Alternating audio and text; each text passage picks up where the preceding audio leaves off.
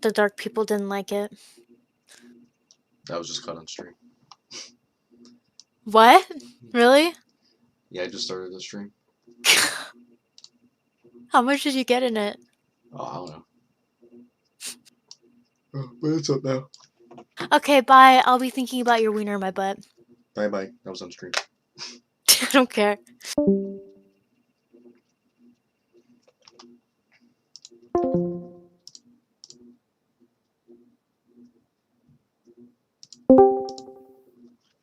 Who dat? Potential double kill? Inbound? Is Chad carried yet?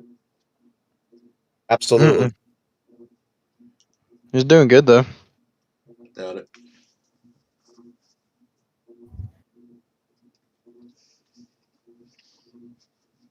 Bad idea. Apparently, they've abandoned bot and now they're just running mid for me.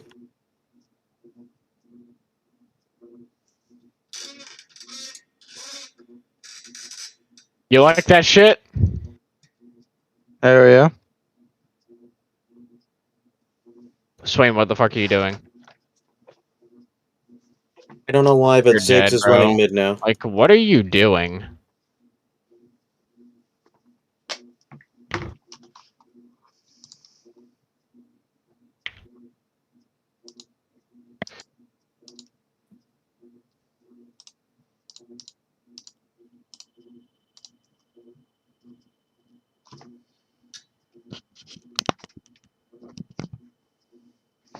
Oh my god. Jesus fucking Christ, dude. Stop the bleeding up top. Do what? Stop the bleeding. Damn it! I'm coming. Fucking cunts! Can you They're just all- live? No, they're gonna get me. They were all hiding in that damn bush. That's whatever. What? I'm limit. What I'm just fucking one? Oh, Vladimir, he's fucking fed. I'm limit testing fucking Vayne right now. I don't know what she's capable of. So I went to ward it and they were all hiding in it. Ugh. Wait, what are you playing Vayne? top. Top. Limit testing her? Don't get too Trying close. Trying to figure out what she can do, what she can't do. You're stupid squishy. You can't Yeah. really. That's pretty much all you need to know. You'll have to rely heavily. Why do y'all on keep your, fighting? Q to get Like, out. why do y'all keep fighting? Stop fighting. Ooh. I got someone penalized. It's Oh, a feedback I report. can't get Stupid down there fast cunts. enough. Stupid cunts were sitting in that fucking bush. And it's Cloud Soul. Alright, I'm gonna go. I don't know if I can get. Help me get this ref. See if we can get it before. Okay. So I need to go jungle if I can. Or not. Alright, let's just kill the Garen. See, that's where you're fucking up, bro. You're letting Garen get in melee range. What? He's a speedy fuck. What do you expect? E and Q away from him. Yeah, like, if it was that easy all the time, trust me, I'd be doing I it. mean, it is It is that kind of easy. Nah, there's no beating this Garen anymore. He's too fed. You might kill him. Nah. No, he just ults me. Yeah. I gore drinker too. Cool. It's a mindless champ. That's all it is. God damn it! Now they've all complete. I could probably pick up a couple kills mid. You're gonna have to, because that's where they're all at. Don't miss next time.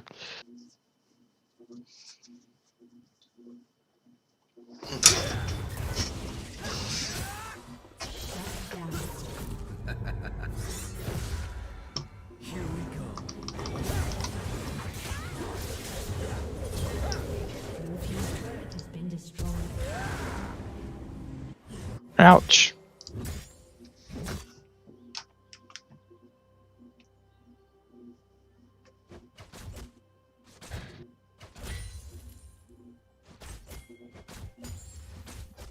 Shut down.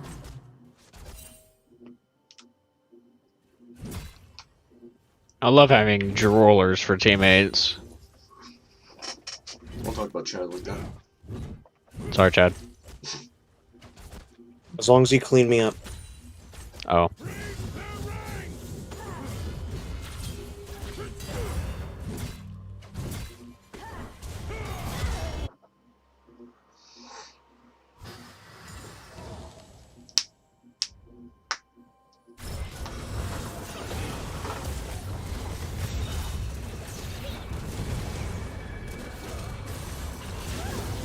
Finding pointless fights again? Hell yeah, we are.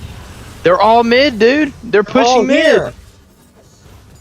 So what do you want us to do? They're all, They're all fucking here. mid. There's only 3 of them. They're all 4 over here. They're literally all 4. I'm looking at Well, all 4 of them. I'm fighting Zen'Zhou right now and just killed Jinx. You're on crack. Jinx was up here at the time No, you she said wasn't. that, though, is what I'm saying. How could she go from all the way I mean, there I can't just dip fucking mid lane when there's 4 of the people there against 2. It just doesn't work like that. Broken champion.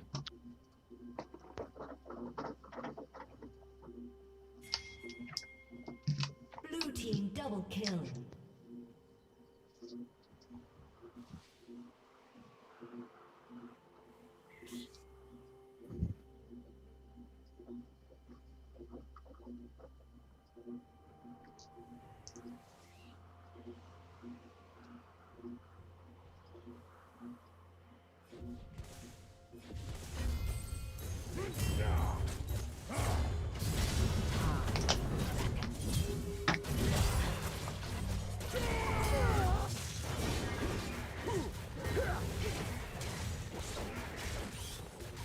Zen'Zhou.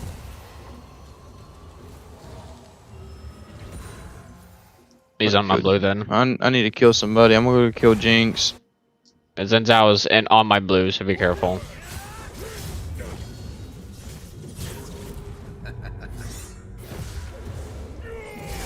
Killing spree.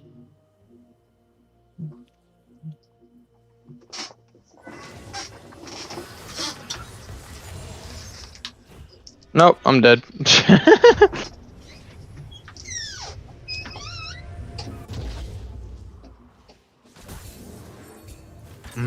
Broken champ things. Shut down.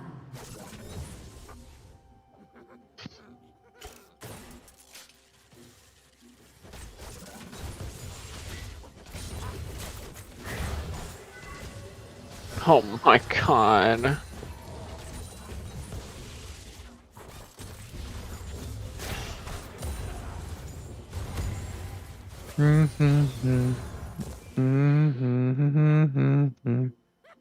This Garen's played puss all game too, which kind of pissed me off.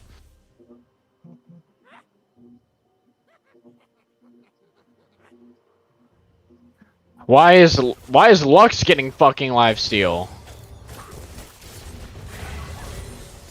Garen's not her E. No. Hey, her E doesn't give lifesteal. None of her abilities give lifesteal. She has a shield.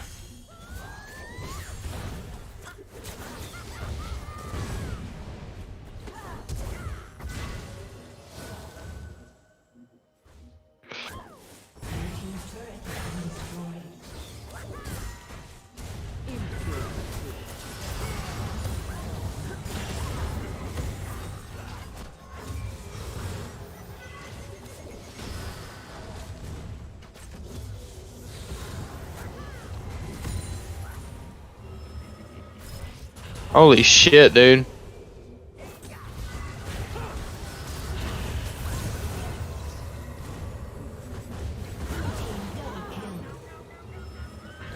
Nice triple, Jed. I got that purely by accident. Still got it, didn't you? Go for the Drake.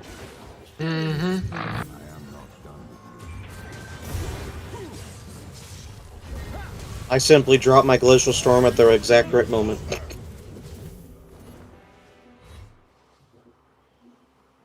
Do you still bounce between spells when you're leveling, or do you strictly go for one? What? For Anivia? Yeah. I bounce between my E and Q. You need a level 1, and then level the other, if you want your S+ game. I'm telling you.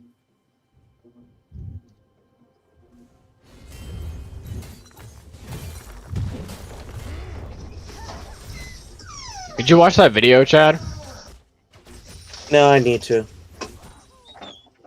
Well, the big thing, I bounce between both because my E is dependent on my Q. Your E can proc if they're in your glacial storm for a certain amount of time as well. And it's not that it doesn't matter how much damage your Q does.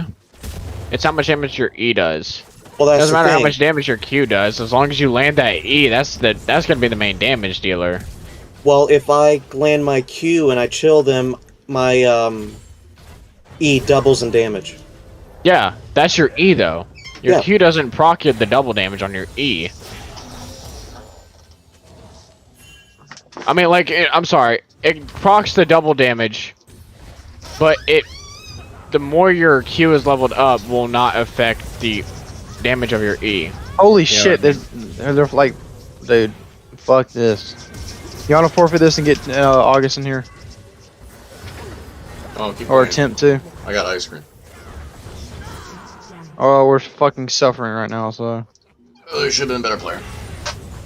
Oh god. yeah, I mean, sorry, I'm new to fucking Vayne. Whatever.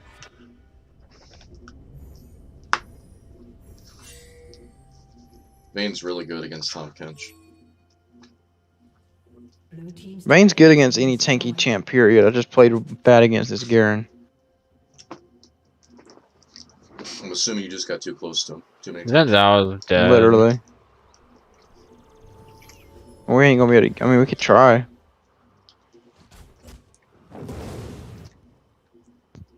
Start it.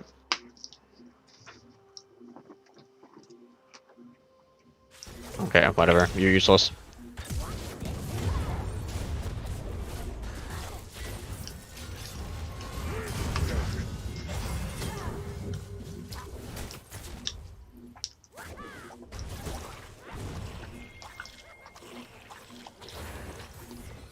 Okay, don't heal. That's fine.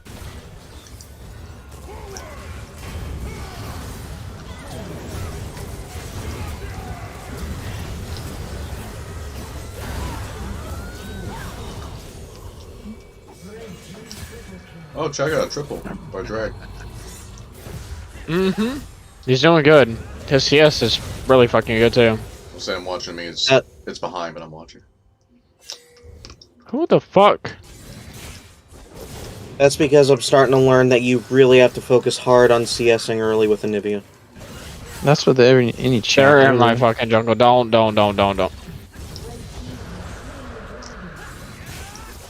Oh my god. We don't need to die before drag. It's up in a minute and a half. Too late for that.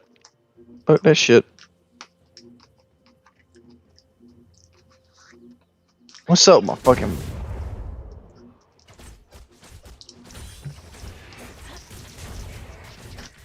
That's cool. Well, Zhen Zhao just killed me through my wall. He probably jabbed his spear. It would not let me gore drink her.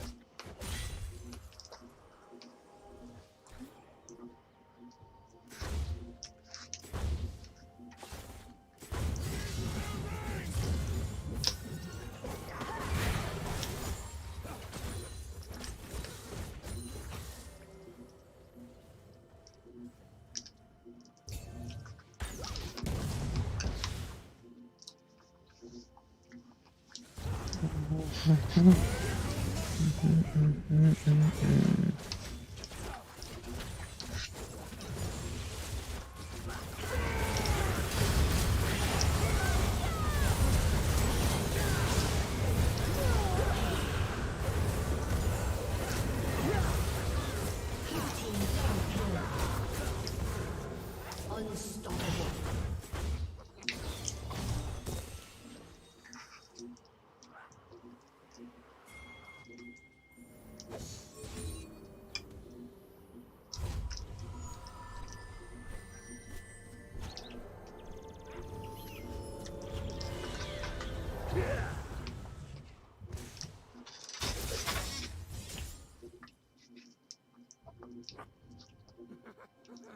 Oh my god. What happened?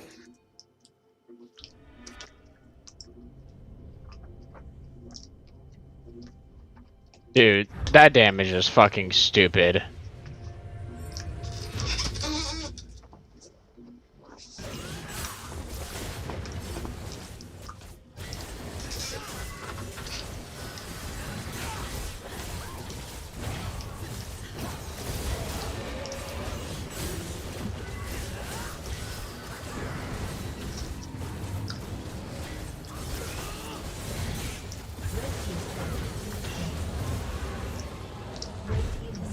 Bitch, fuck you.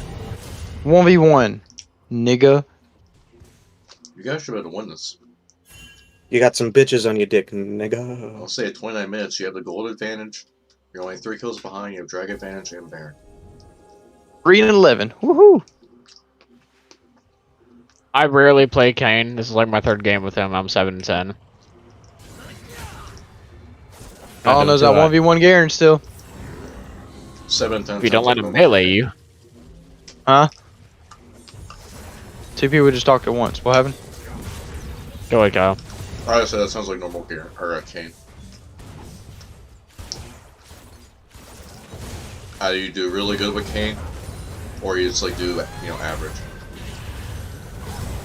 or you just get shit on. You mean Vayne or Kane? If we can get the other split from Zen Zhao, that would be huge.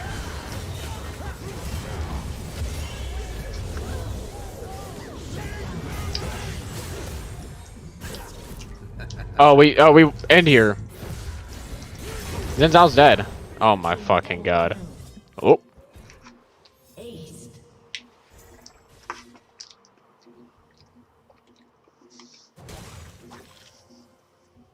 Where's the wave? We gotta get the wave.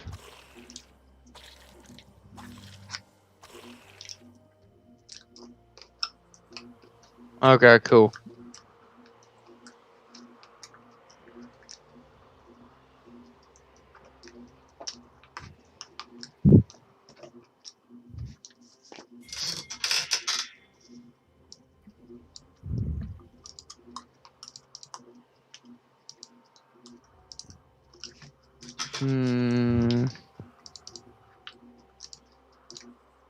That was a good bomb by Ziggs.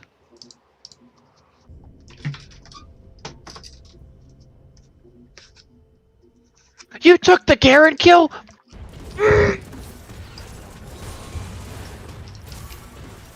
Ah, Whatever. This is Operation Fucking- Get S game. Chad is 9, 4, and 8 right now. So the last times he's played, yeah, he's done very well. Flicks, crap. Can you ward Baron? I guess. trying to build up that big dick energy, you know what I mean? You gotta have a big dick first. I'm working on Got it. him. Heals, boy. Heals. Killing spree. Go for the steal. Blue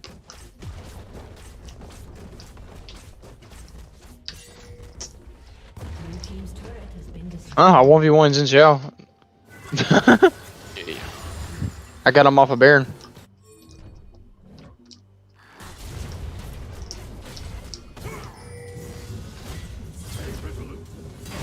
I didn't want to ball. Phantom Dancer or Mortal Reminder? Mortal. Grievous.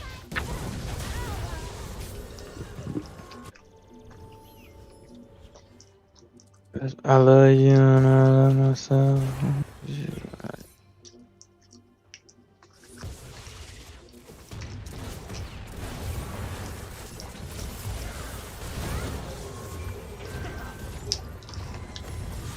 That's 100% worth it. I got us a Baron. I didn't say it wasn't worth it. Hell yeah. And I got the Baron buff because I got a life.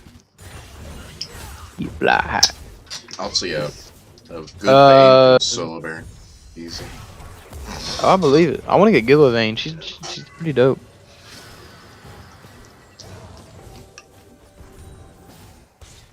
It's mainly just because we're a life steal. That's why. No, that's the whole fucking team. Fuck that shit.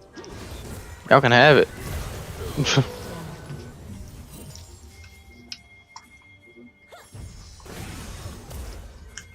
Bitch, what the fuck? Been destroyed.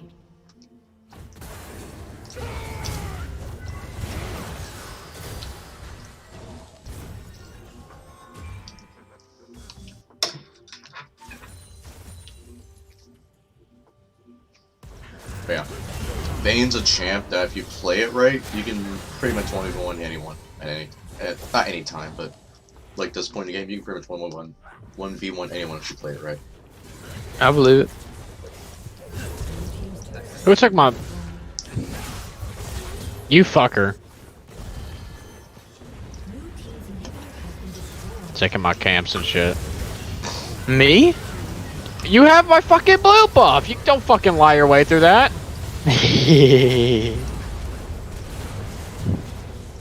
No, listen, hey, you take my camps all the fucking time. Fuck you. I ask first, bitch. No, the fuck you don't. I literally asked you earlier, hey bro, can I like all through that fucking shit. I literally said, hey bro, can I have this? Can I have that? Cap. Sure. I'ma Bullshit! I'm gonna take your Krugs because I need it for my item. Finish this damn game. Yo, finish. Gotta wait for the wave. Fuck the Or the wave. tower to kill me. Oh, night. That was what I was waiting for the wave.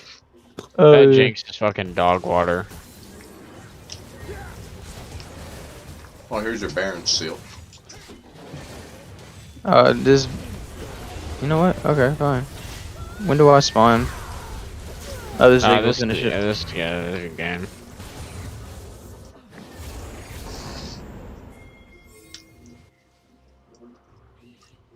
Top diff. All the way. Alright, well, I need to play jungle.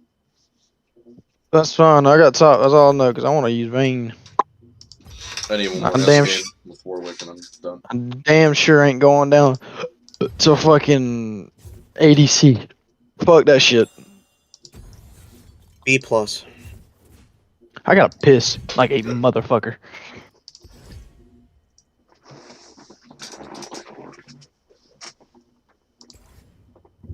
I'll put Buzz. I'm gonna put Buzz my secondary.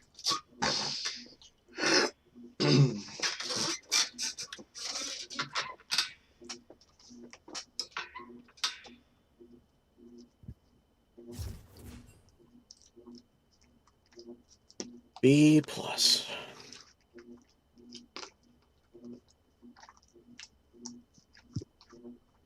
See if I'm playing Chaz. You have to even get one S game and we're over here. I just need one more to finish Mastery 7.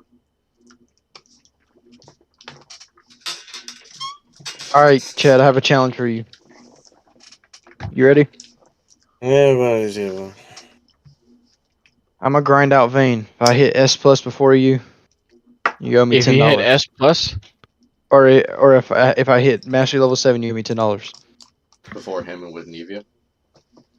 you know he said that about Urgot and like 15 other champions, and then he didn't commit. So you have time, Chad. What are you talking about? We'll That see you about said you're that. gonna grind out those champions. Oh yeah. I mean, but I'm actually making a bet though. I'll do it. Is that a bet? Yeah, chances are you're gonna earn an easy $10. Like I agreed Shit. to it. Is that agreeing to it or not? Yeah. I bet. And if I lose, and wait, you just need one more S plus game? No. No, I need two. You need two. All right, bet. Wait, so the challenge is who can get a Mastery level 7 first? Yep. Oh, I thought the challenge was you had to get level 7 before he even gets one S game. Nah. I'd still take that challenge. All I don't even know if he's gonna be able to get an S game. He's had so many good games, they're not even S games. Nope. It's not even close to being an S. What's your vision score normally? That one was 14. What does it say on Poor Fest? If you go by Poor Fest, if you see all green, you get an S plus. It's literally that easy. Chad, stop CSing and passive laner. Those were his negatives. You gotta continue CSing.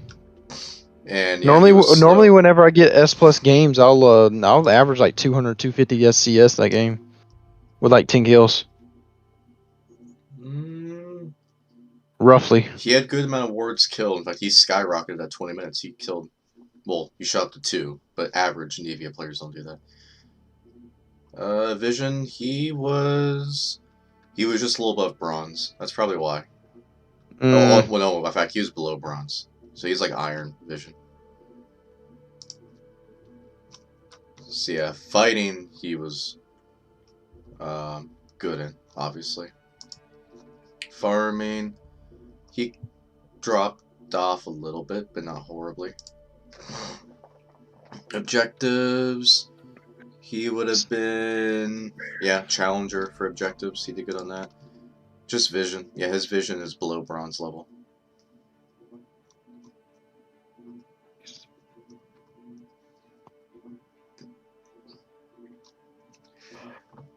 Yeah, so just give you an idea. Like, he had, Vladimir had 25 vision.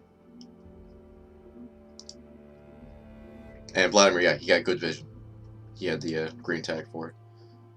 Yeah, Vladimir had a challenger level vision. Like Oh, let's go ahead and clarify. You got to do it in draft. You can't go to no blind and be a pussy and do it. Shit, I was trying to do it on rank last night. Get my SKM Warwick.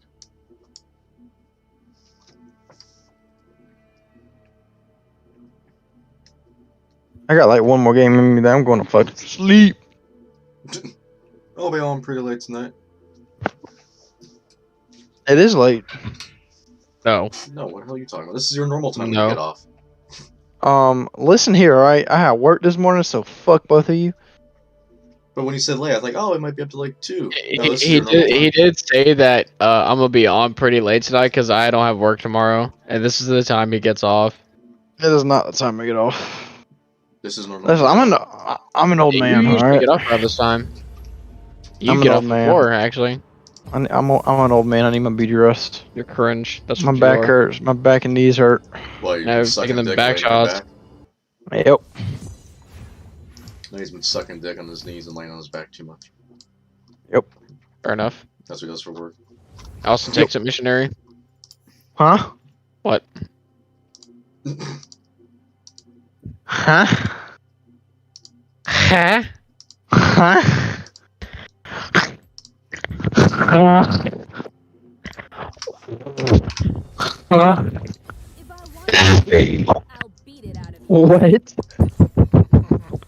What? What was that even noise?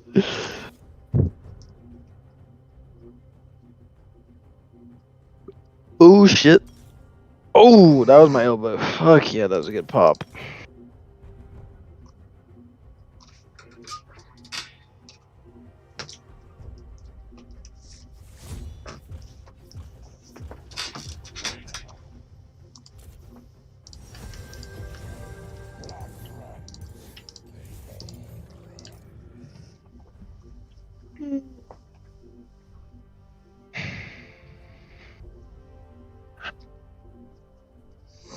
Yasuo top. Or Yasuo mid. Or Yasuo bot. Cap. Yeah, no, he banned Timo. Oh, Ezreal's the ADC. Israel's And Soraka support. Shraka jungle. Fair enough.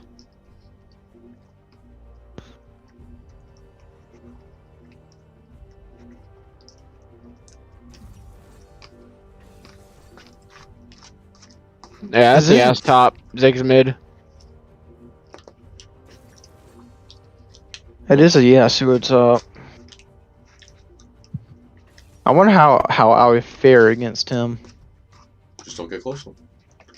Does his wind wall block my fucking auto attacks? Yes. He blocks everything. Fuck. Oh, two things don't block it, and that's AoE ground spells, like Well, a that Morgana makes- W, Yeah, Whoa, whoa, whoa, and whoa, Zoe's whoa. auto attacks Who the fuck is their don't go jungler? through. It's Shraka. I'm telling you. Someone. Shraka jungle. Let's do it. The only person I could see jungling is Yasuo. I wonder if Or they're it could be doing the. Ziggs. Oh, I'm They're curious if they're Rakatan. doing the. Hold on, I'm curious if they're doing the No jungler strat. no jungle. Oh man. Oh my They ain't God. doing shit. They did that on Bless purpose. the bless second. They saw Vayne and they got scared. They shit themselves. One of them did that on purpose. I was looking forward to see that. I want to see Ziggs or Soraka jungle. I really think it was going to be Ziggs, honestly. If you think about it, Ziggs could jungle with his abilities based on the touching bombs and the carpet bombs and stuff like that. He could. He runs out of mana too fast, though. Well, of all the ones up there, he could do it. That's what I was saying. True. He could. I wouldn't. It's like the guy who went I'm Fizz. gonna make I I'm gonna did make see my Lux. $10 one way or another. We know how you make your $10. Your knees are hurting. We already know that. Oh, I see what my you're doing. god, Yeah, not that's see who so I'm about- fucked. Y'all see who I'm about to ban? You ain't about to do that. You about to waste a man. I ain't gonna do that. Not What did you say me. though? What's so fucked though? Oh, I so said that's fucked. oh, he's What is? Panning Singe? anemia. Singe, okay. I guess I'm gonna need you to stay if you can, stay towards the top side of the map. Why? Because the Singe is probably gonna try to do the whole fucking trick behind the tower, farm the CS Proxy? and shit. Yeah, proxy. I mean, like It's zone you, Tristana Bard. If it's a good Singe, he'll do it. just don't let him come to your tower. You can just go through the jungle, Goofy. So you can go through the jungle and they'll sit behind you and get CS. Yeah, that's what Singes do.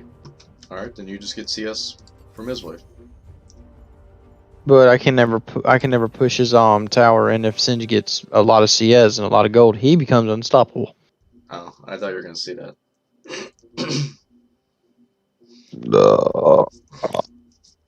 Good Singers only do that every once in a while. They don't do that the entire game.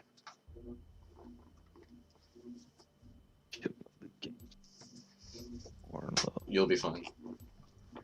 Nah, I feel like I'm about to get shit on by this Singed. Oh yeah, since you suck at Vayne, probably. Have fun against Yon. Ayone. Oh, here's jungler Austin said he's ever seen, Sejuani. Wait, which one's Sejuani? Right there. She's The on your team. jungler. What is she? Wait, does she ride the big ass bear? Yeah. Yeah. Oh, like- yeah, I've seen her. Or like yak thing, whatever the hell it is. I don't Yeah, know I've what the seen fuck her. it is. I mean, she's a decent. No, she's not. No, she has been carried. No, she's not. And Sejuani in general is not that decent of a champ. It's just she's a tank. That's about it. Yeah.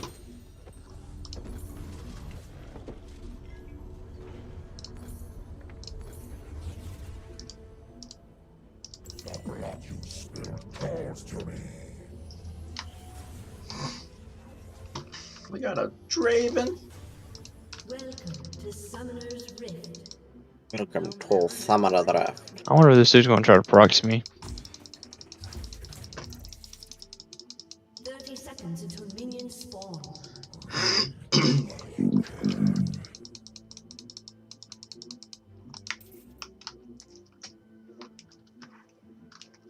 Yeah, he's running pro.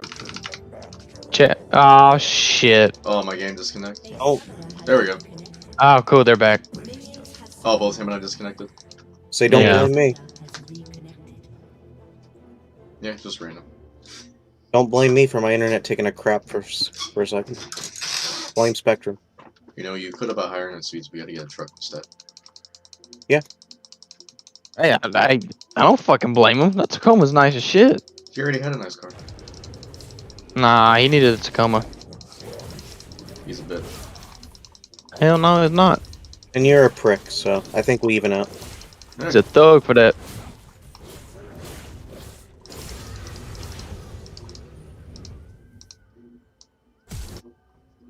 Did that Yone, like, flash to you or something? Mm-hmm. Yeah, he just walked right up on him. Flash? Yeah, he just walked right up on him. Like, I was looking at mid and Yone was by his tower and right on top of Chad in an instant. Oh, Draven, you are brain dead. Because I thought he started E. Because he literally just went right across the mid lane. So I thought, wow, he started E. So I looked to see if he was doing a Z. Nope. He was just autoing him.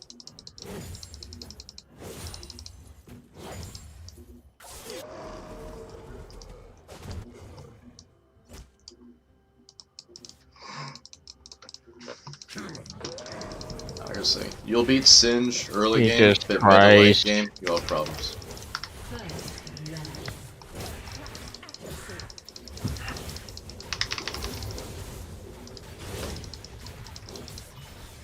What's Raven doing? He's not engaging when he should. He's just playing like a pussy. That's about it. So you just gotta play to his speed then. I'm gonna have to. Running a bard, taking more damage than him.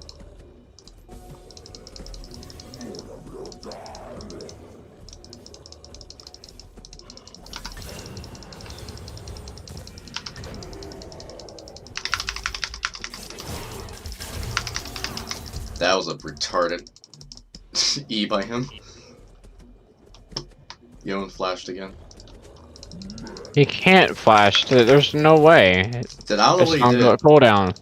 I don't know Is what he did. using his E? He's using his E. No, he didn't E. When that game first started, I looked to see where he was, because he went from mid lane right to chat. And he was on his E. Oh, you couldn't get there in time. Darn. No. I'm not gonna chase Almost him. had a double Why there. would you heal and flash for that? Yeah, I literally got Oh, well. scuttled when I saw both names, or both icons picked up, so I ran over. Ugh. But He was using black magic. it is what it is. She's probably gonna be gank heavy in her lane, because you're gonna have him pushed back the entire time.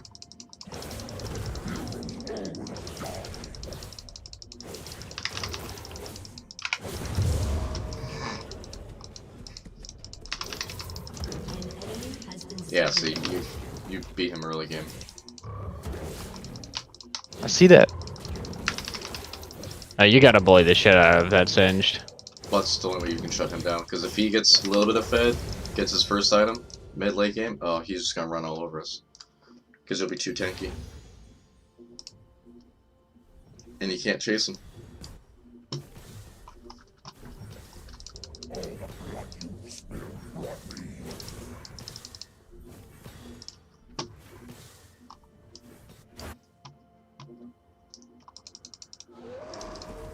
She did get... Oh, she just got scuttled by Drag. Fresh.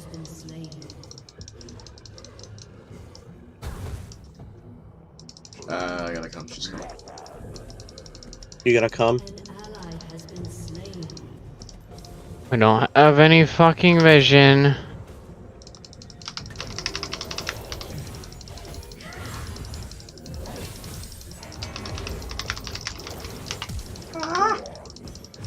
Let's hope I get killer before this happened. Chad moved down to help Austin. Not Austin, Kyle. Why did my fear mind. not fear them? They were probably just out of range. They were just on the ass crack of it then.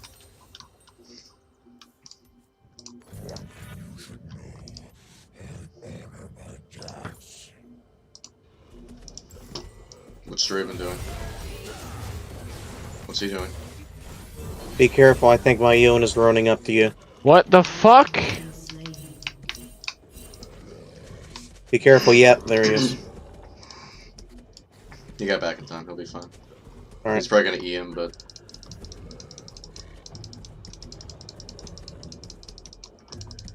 I didn't get back in time. No. Alright, well, inting ADC. Let's go, boys.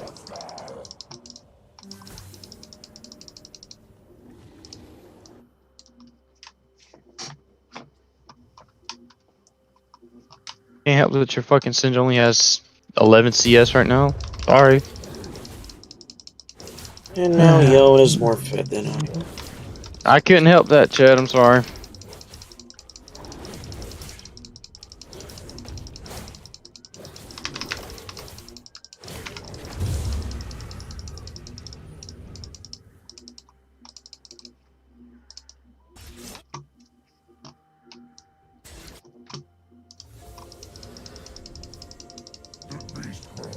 This guy is going full AD bar. Okay, get me out. Just go back to his thing. He's gotta come back to it. So he can't stay out there forever. There we go.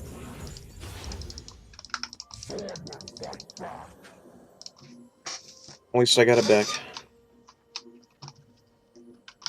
Yeah, that's all. He's been pushing up pretty damn far. Oh, what the fuck? An enemy Thank you. has been slain. Man, that was weird. Sometimes Porterfish be acting weird. It used to be way worse. It's been better lately, within the past few months. I remember for a while I had to stop using it because it just was not working.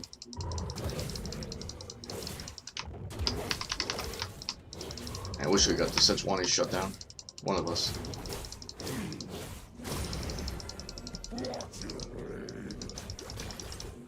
If you can run. Or if you can run to that I'm bush. chilling. I just want to make sure. I saw you did the half real quick from him, so.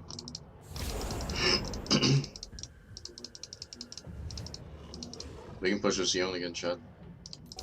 I know, I'm trying to get there. He's not doing any vision, so. I'll be able to jump. He's got a full wave, yeah, he's gonna push up. Is he not? No, he's coming after you.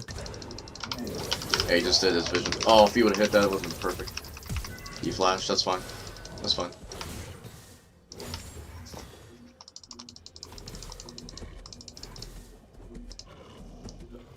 They're just gonna camp the shit out of your lane, aren't they, on top?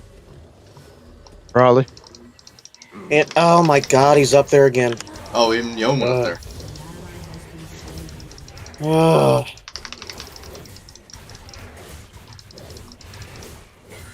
You know what? I'm getting drag. Since she's up there, Yon's up there. Come to drag. Let's get it.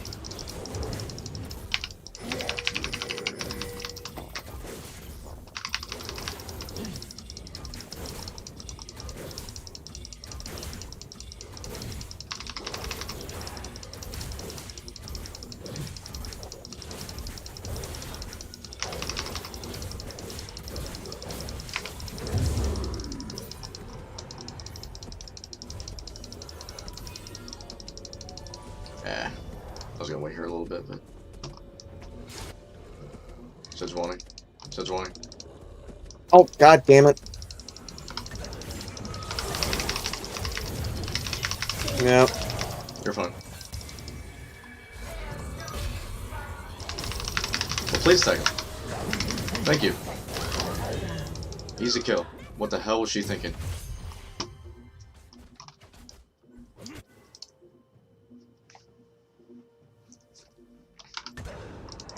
I'm gonna get skulled and we can push Shinj here. Try to get to him in time.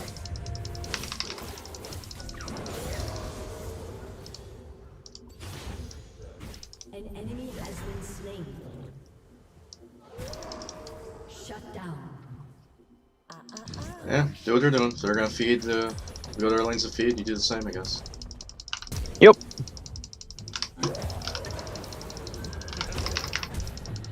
How did he cancel my E? God damn. He somehow canceled my E. Don't chase it. It ain't worth it. He was just gonna throw you over his shoulder. I know. Let's go Oh. kill this Yon, Chad. was- Let him shove you up. I was just running him off completely. Thank you though. Man, somehow he, like, canceled my E. I don't know what he did. I haven't played Singed enough to know. I'm gonna leash you. Oh, this Draven's fucking retarded. Sejuani, I'm coming bot. He's dead, they're just gonna push him. An ally has been slain. Tell me ahead of time, Chad, when you don't see someone for a long time. Right now. He just pinged. I'll say I'm pinging. Yeah, he just pinged, I just pinged. Well, okay, ping. Say at least say something, because I don't always pay attention to my fucking map. I'm waiting to get my ult. That is a 75. big problem. Is it so hard to say, hey, Yon left my lane? Yes. We're on mics for a reason. Fuck. Alright, come from behind. Chad's all bikes. Alright, he's heading towards drag. Which means he's coming bot. Yep, he's in bot. I'm not letting that kill go. I'm dead here. Misses ult. I mean, I'm dead, but No, I'm not. You're just that bad.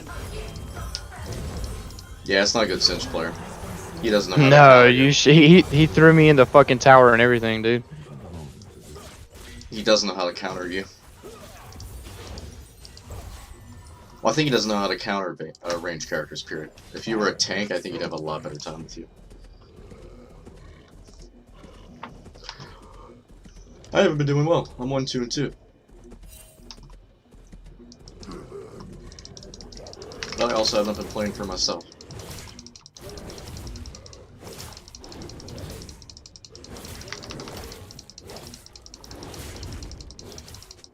More. Yeah. Make sure you buy pink cords as well, Chad, because they count as vision score. Oh, I'm warning as fuck as much as I can. I'm coming. I'm well, you warding also there's also and like warding. pink wards as well that give you vision. So those are like 75 gold if you buy those. I'm back up, warning and warding and warding. I don't know what to do. Big Pog, I want you to ward more. Whenever you think that you've warded enough, you have not warded He's coming enough. top. Yone's coming top. Yone's coming top. Sejuani, yep. Yone's getting up. Ripper probably next. Thank you for that.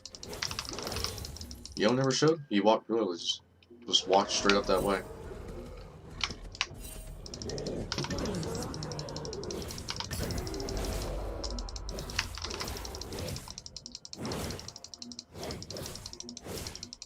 No, I just got my mythic.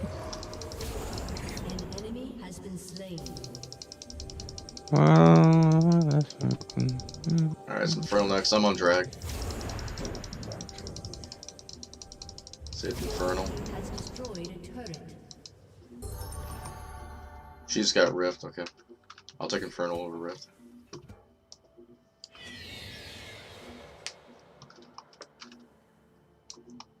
Coming, Chad. And I'm back to tower. Then you can go handle them. If Draven comes, yeah, he's slowly coming. Okay, you know what? Let's do it. Draven's coming. He gets there in No, time. they just killed me so fast. Not gonna lie, Kyle, we could have killed both of them there if you went with me. But we get dragged.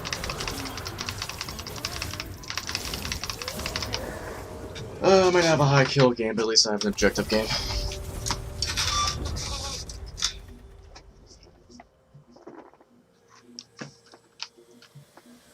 Enemy rampage.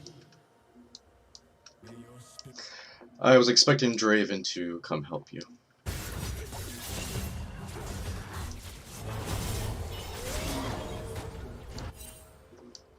He's in bot right now. Who knows where Singe is at? Your team has destroyed a turret.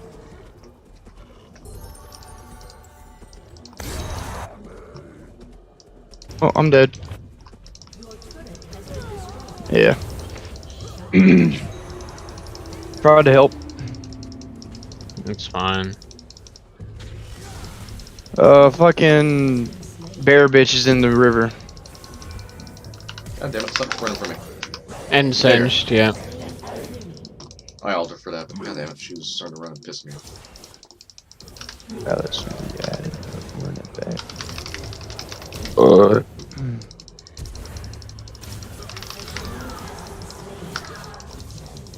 Singe was right here. He's running back to mid.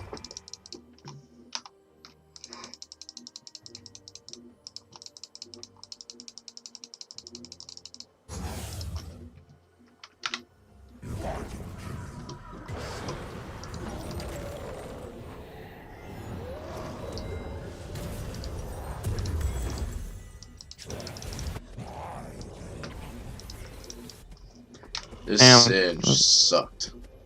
Waste of a damn ult.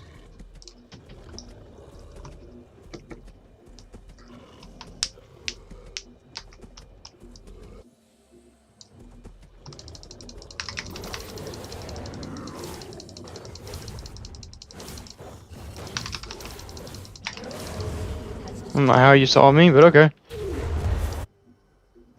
You're dead. Took Tristana out with me. I don't give a shit. Ally has been slain. I don't know how they saw me there though.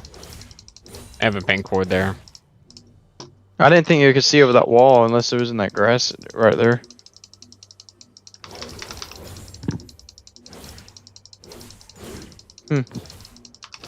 Singe up there. He's gonna try to throw you in the tower. Yep, and says one is up here. So you're getting. Oh, they're all here. Yeah, that's all they've been doing to me. That's fine. You boys just push elsewhere. This game's already lost for NSC and for me. I just need to be an objective player and help out. Best I can.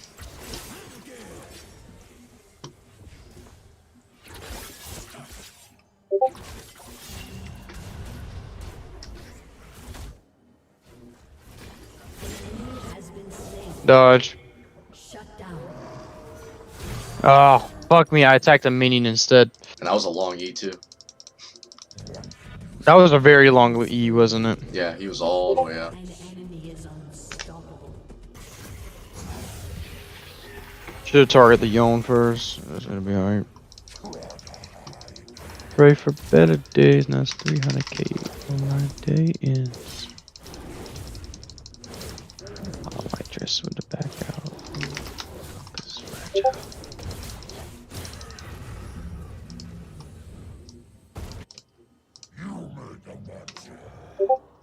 Drag is up in 50.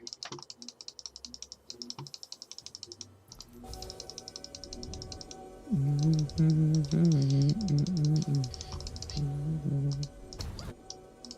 gonna pinch this Rasana with Draven. Hopefully he helps me. Go at W. I know you're gonna do your W. Do it. Do it. Get it over with. There you go. Thank you. She ulted NW. And Bard missed his shit. And Draven took the Almost kill. got both of them. Whatever.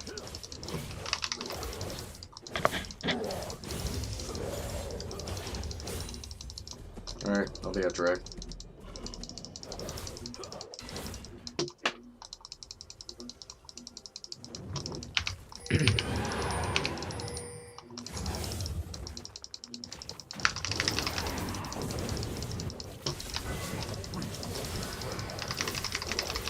Oh, we get this easy. They're not even around here. I mean, Bard was on the other side of the wall.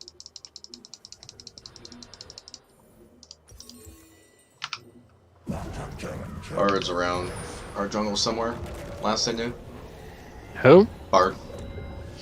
Okay. He stunned me when I was finishing drag. So he threw it over to the wall in the jungle.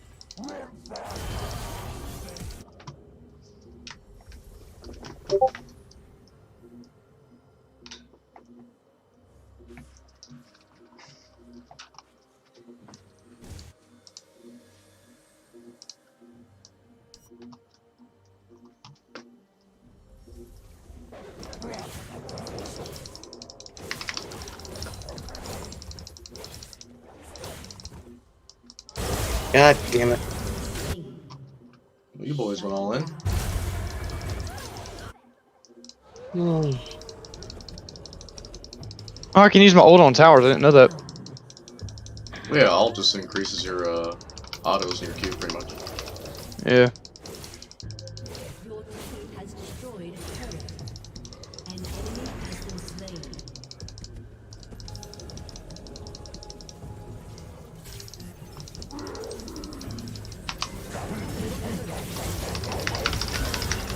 So Yon's the one you want to go after there. Yeah, it didn't matter who I jump on her. They're gonna kill me. I mean, if you had to choose, I would probably want it to be Yon. Going for the two tanks there was not the move. I don't know, I just picked the first one I could find.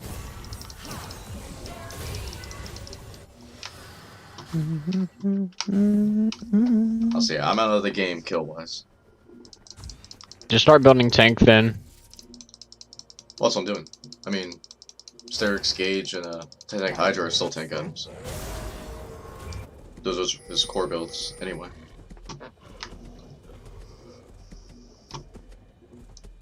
Shut down.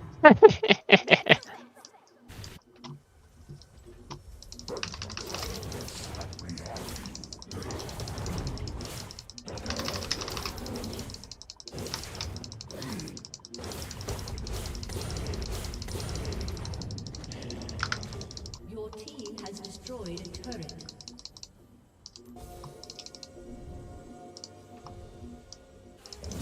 An enemy has been slain.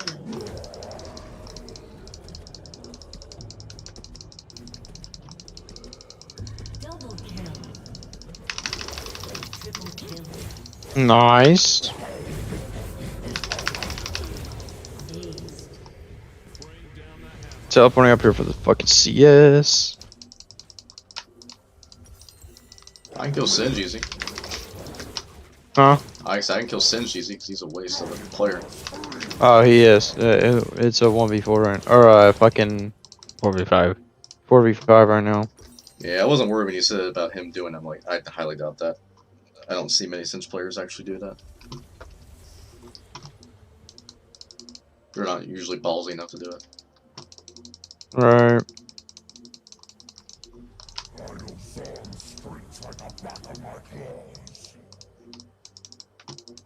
And for both to pop up, not much else for me to do right now.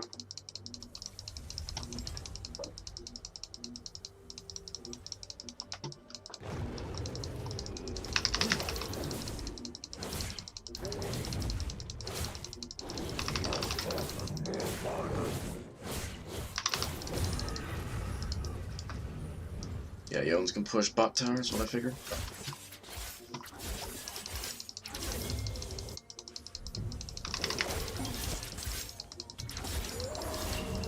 An enemy has been slain.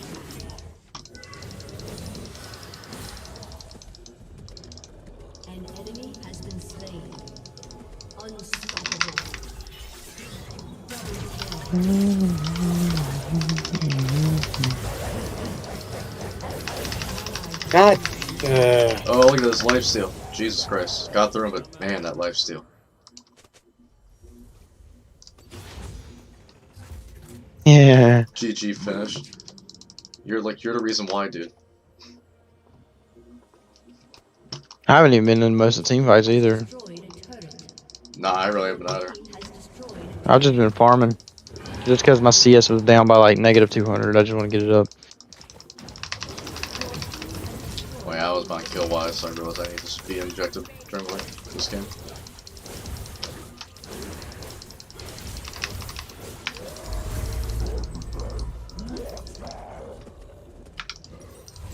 godlike. Oh, almost got him. Damn. Down. I got demons on my mind. Can you hear? Open another parking door. Shut down.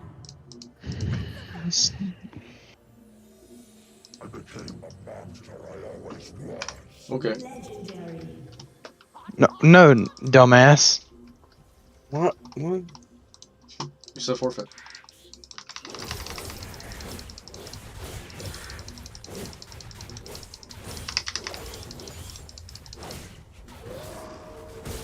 God. They all pushed me at the same.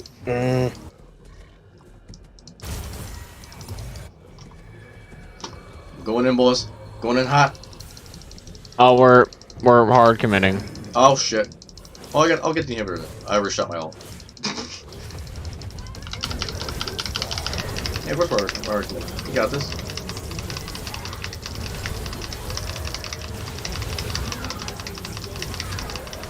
Now that I'm about to take Hydra, yeah, I can stand there and take a few hits.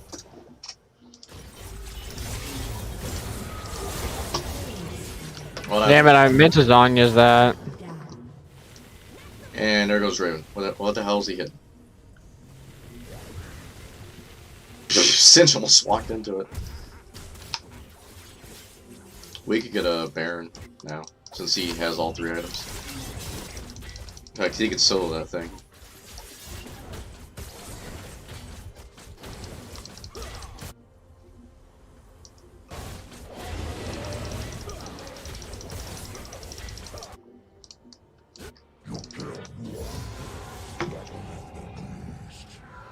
Only 3 people will get the Baron buff, but that's alright.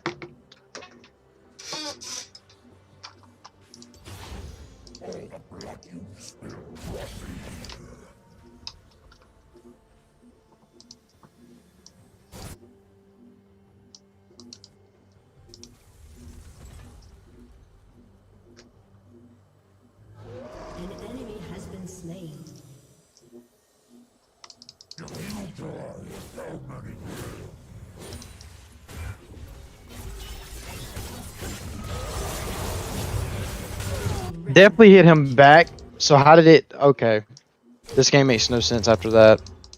Makes no sense. Focus the on. Didn't you E him when he was in his? No, yeah, I did, and it still got me. Well, yeah, because he was in his extension thing.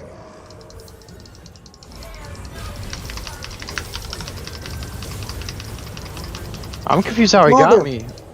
I eat him when he ult. Oh, I didn't mean all that. That worked. I thought he was gonna go back to his thing, but it worked.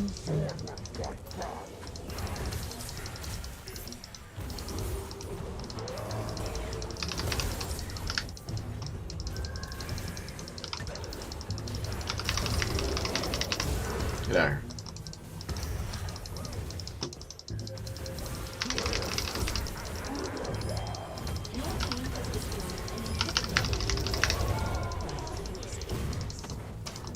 Yeah, we were like super slow. Holy hell.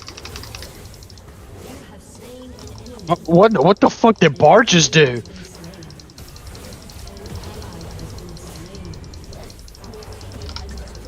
Magic and skill. You actually 2v1 him. Oh yeah. You Oh, don't bar. I'll take There you you. go. That just helped me. Literally. Until he comes in.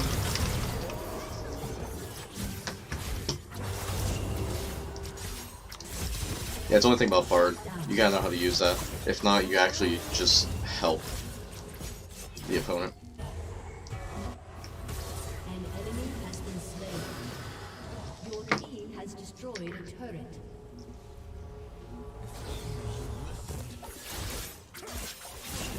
The enemy's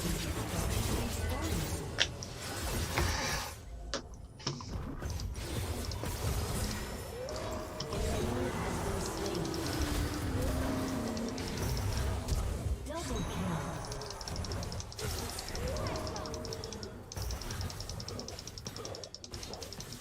We put up a strong fight. Suppose we haven't ended yet. An ally has been slain.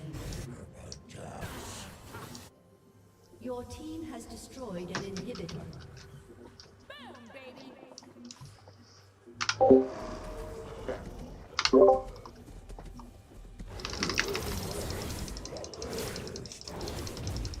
An enemy has been slain. Ace. There it Damn, is. stole a Yeah. kill. Bastard. What? Stole my motherfucking kill. Chad. You motherfucker. Don't finish it. Dance in front of it. Dance. Dance in front of it. Alright, never mind. You ain't killing Yeah, me again. I'm not gonna be a cunt. And I'm just gonna finish this thing. Victory. We should have danced in front of it, but it's okay. Walking the sky like a mannequin, yeah. You'll be a mannequin, yeah. I dance once I've actually won. A+. Great roaming stop C. I didn't stop CSing. What the fuck? I dropped 200 CS.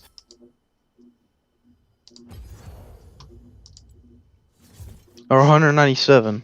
And B minus.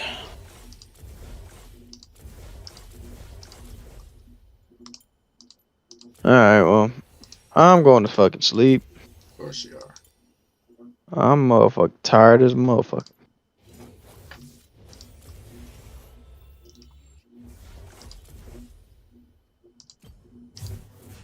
What time you gonna be on tomorrow, Carter? I don't fucking know. What time do you normally wake up? It's a great question. Depends on when I go to bed. Alright, well. Whatever time I go to bed, and then put 8 hours on top of that. Mm-hmm. I'm gonna call you around 1. That's fine. Alright. You have a good night. Go away. Okay. Fuck you too, nigga. Damn. Get out of here. Let me run sport. I just brought Tarek. I got a champion shard. So let me try Tarek. What? Evan? Huh? Oh, you're going support. Yeah. Oh, Austin removed me. Yeah, it's Austin doing that.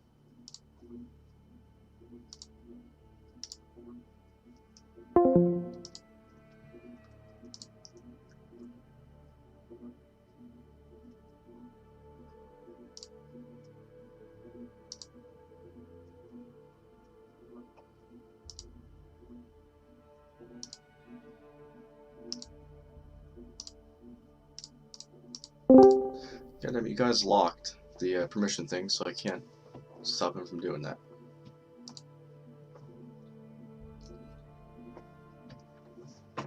You're still going top? Yeah. You're gonna leave me alone with a ADC? You're gonna leave me alone with an ADC? Yeah. What? What?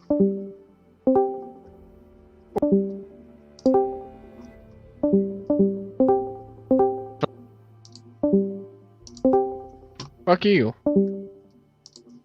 Bastard.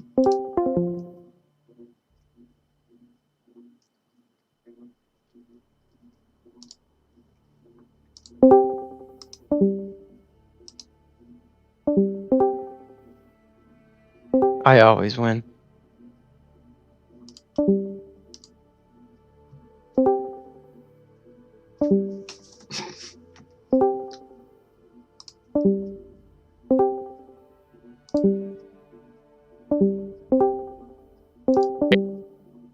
Here's how we fuck with them, right? We just make our own call. Yeah. That's fuck with them. Bastard.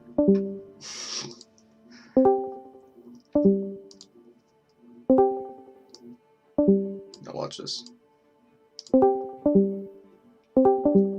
There we go.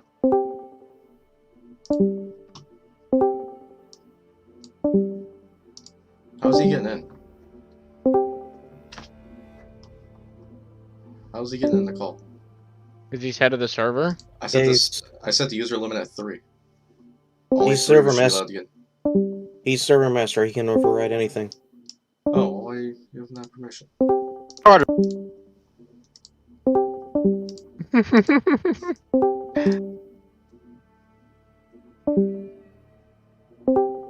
God damn. He's not coming. Give in. I give in. You give in? Alright. Golly.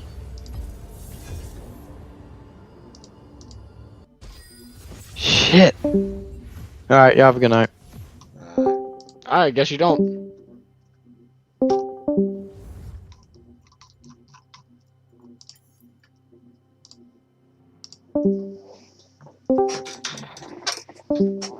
We just jumped around private call already.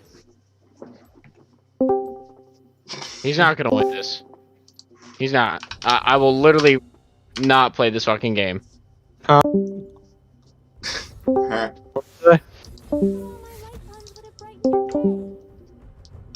They're figuring it out.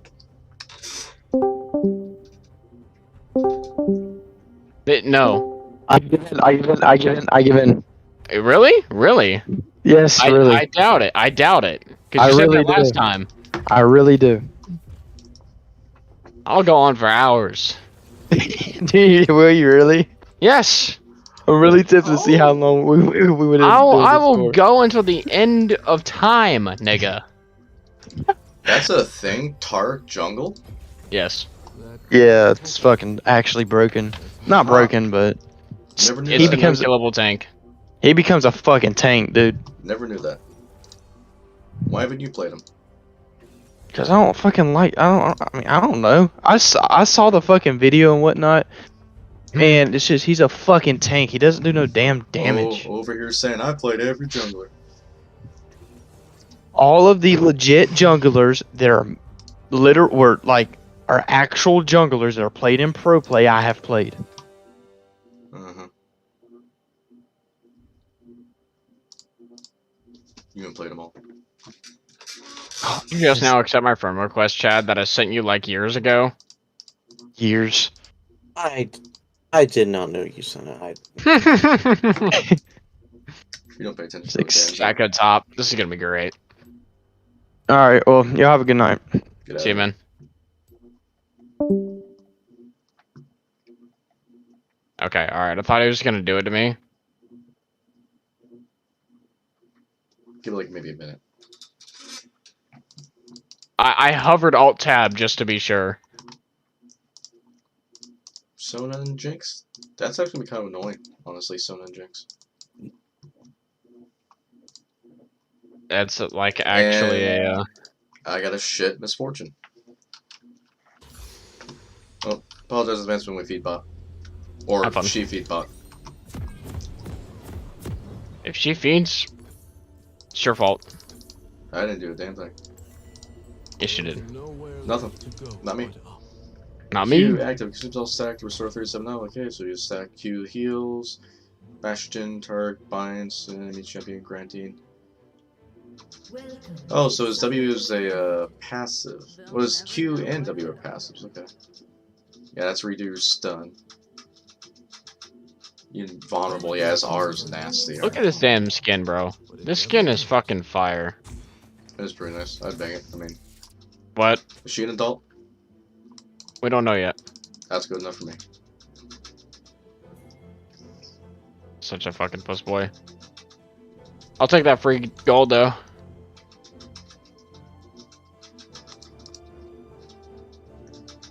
Keep wasting your mana. Was my home, but the stars Minions have spawned. my destination.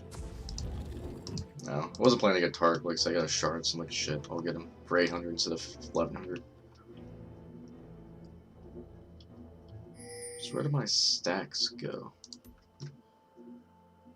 I have yet to see that, where my stacks show. I'll figure it out here in a second.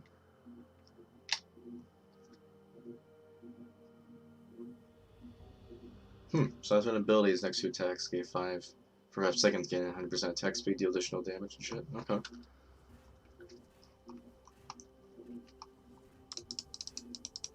I serve life, but deal death. Well, misfortune's on the CS. She literally missed the first 3 minions in a wave. Well, she got one of them. It happens. Let me show you something. Oh, that's right. Tark's the one that moves with his root. He goes in front of you, you can move with it. I forgot about that. That's gonna be fun. It's a stun actually. Well, stun root. You know what I meant. Did I? I knew what you meant. Wait, I didn't say anything. What? Hang on. I'm about to kill Shaco. The mountain's mysteries are known. Honor the mountain.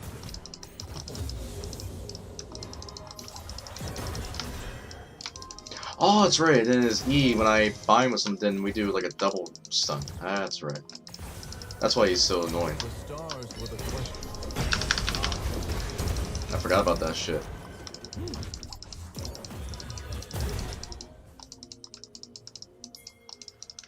Smooth. Hey, Yi! You're not catching me. Don't worry. I am. Yeah, I got a bad ADC.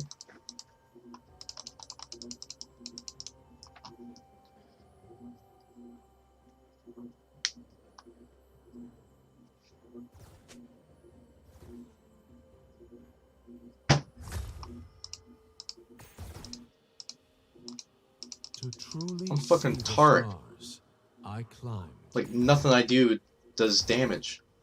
Besides my autos. No, you're not gonna do damage, bro. Yeah. I hate that fucking Jack in the Box. The good thing is that he has wasted all of his mana. Like, Tark is, like, even more of a true support. Like, I thought that Sona was like a true support, but not anymore. She does damage. Tark literally does no damage. Besides his autos. Soraka is like the ideal support. But even she can do damage. Eh? More than Good Tark. agree. More than Tark. I literally, my only damage ability is my autos. At least Soraka, what's that one thing where she does like the sun thing if you stand in it? I don't play, so I don't know. That hurts you.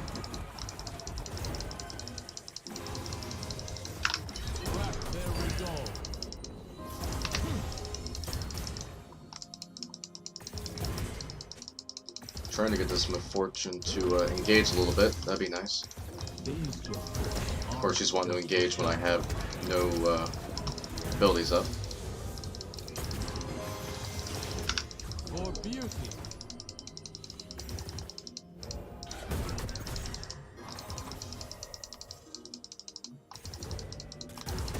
Targon weeps for you. Hey, use bot side. Rest easy.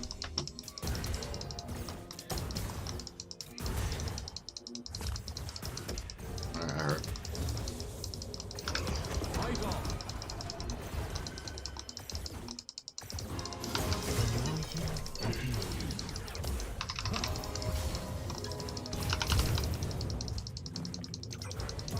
I can't do anything with this ADC. Sona's just pushing us. She's not backing off Sona whatsoever. Like, she's letting Sona push us. Failure has always been my greatest mentor. Money well spent.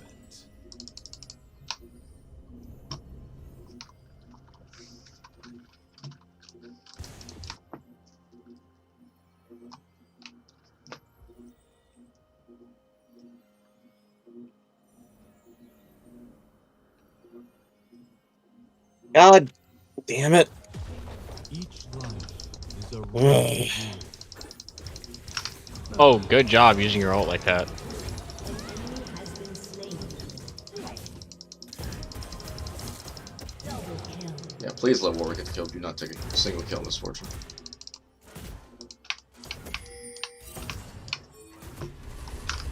True joy sparkle even in the absence of light. Careful. I know. She's gonna back off.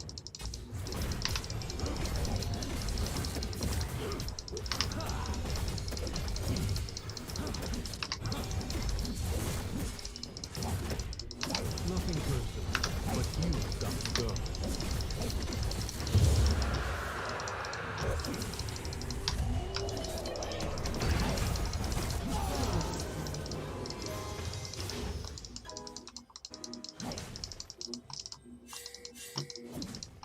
We're all headed toward the same inevitable end. No need to rush. Yeah, just back Warwick. They're not gonna push you.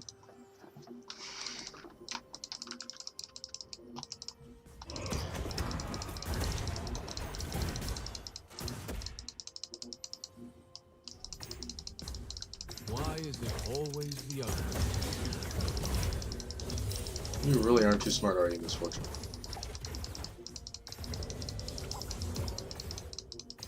What are you backing up for? Like, what are we doing here? I am no longer the man I once was.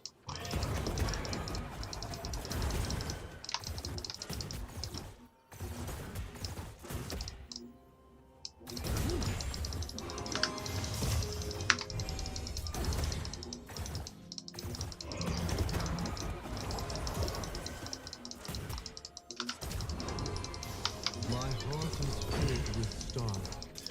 I give it freely to all.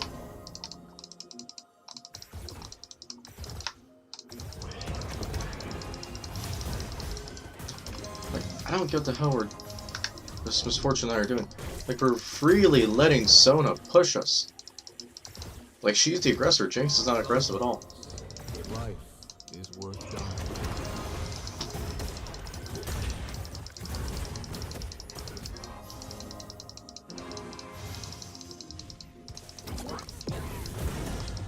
Have been slain. Jesus Christ.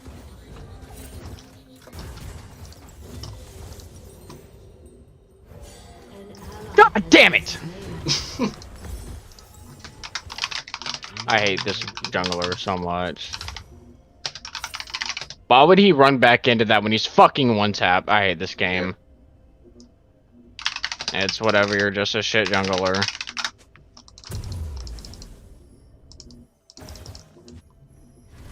An ally has been slain. So unbelievably fucking terrible, dude. Please uninstall your fucking game.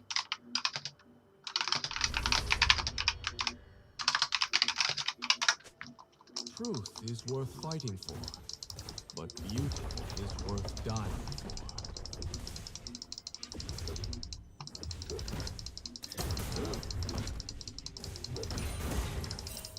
Alright, well here's what I learned about Tarek. He's only good if you're playing with someone that you know. Playing him solo, no way. The darkness at bay.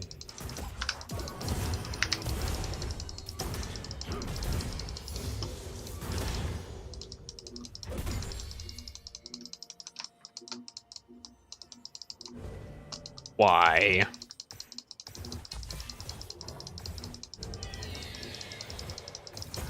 Okay, Shaco just placed that. The mountain reveals the harshest truth. Ready?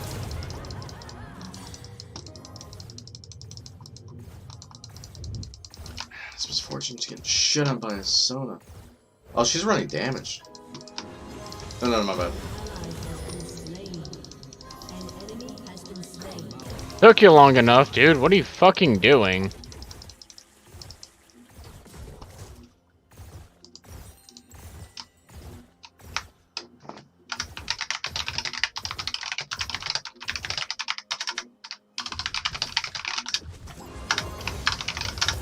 The protector speaks through me.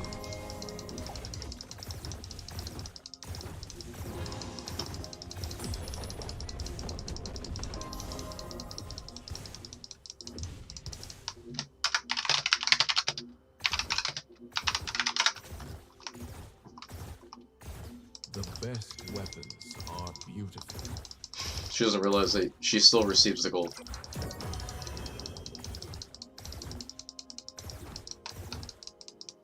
A summoner has disconnected. Rage quit. And her name was Chad, too. What a cunt. It's kind of funny.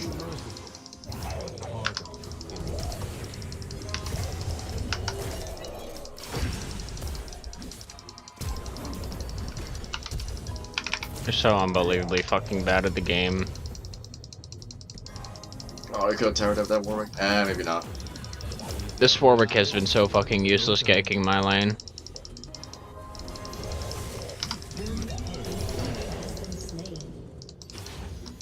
Well, shit, I'm doing way better with him than Misfortune already.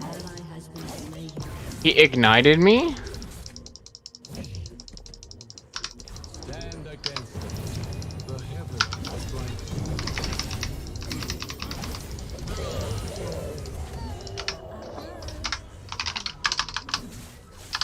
I need this Warwick to be fucking useful and kill this Shaco. I can't fucking do anything.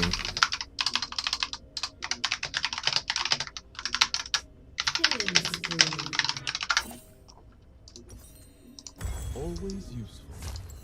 I have seen Yeah. the light too clearly. As soon as Misfortune leaves lane, Warwick comes down, we pick him up. I couldn't do jack shit with that Misfortune. How can you seriously? She was letting Sona push us. You should even auto her. No punishment whatsoever for pushing us. Jesus Christ, Warwick. Okay, I don't know what he's doing there. He's being stupid. That Sona's gonna. Yeah, that Sona would kill her. Kill him if not. That Sona's. Eternal. So Sona's is powerful. hope.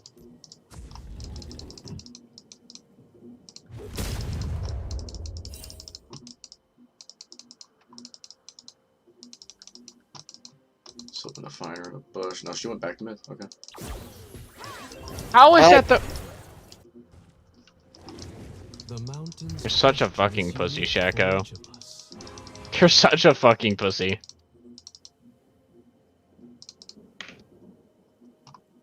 No.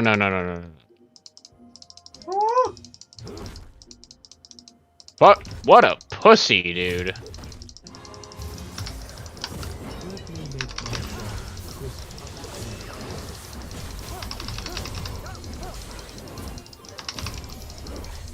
There's like nothing we can do.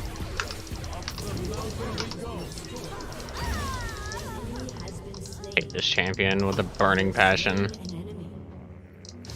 Oh yeah, Shaco's the biggest piece of shit in the game. At the chances we didn't You're such a fucking virgin if you play him too. see beauty in the stars.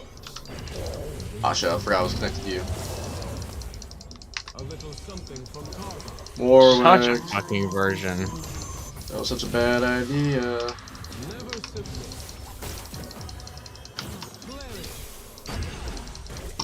Yeah, it was definitely your bad. Love is simply beauty crystallized.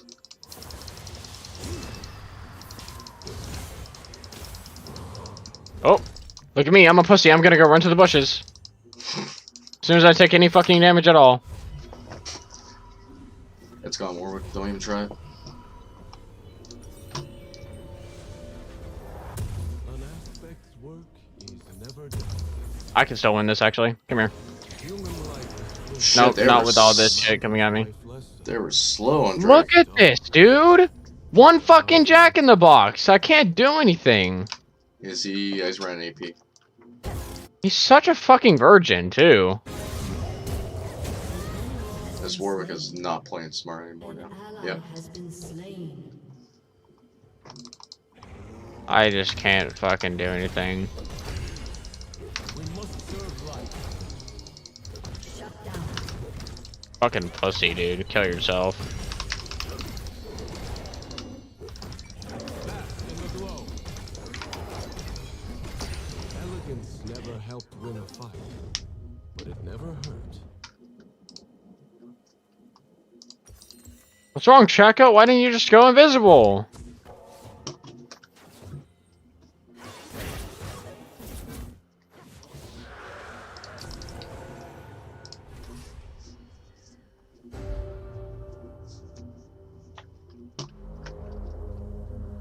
Demacia was my home. The stars are my destination.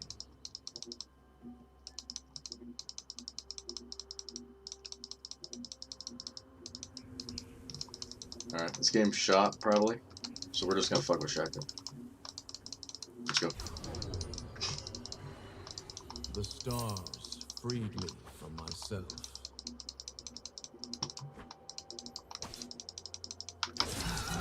Yeah, that's so fucking predictable, too. He's just gonna sit in a bush.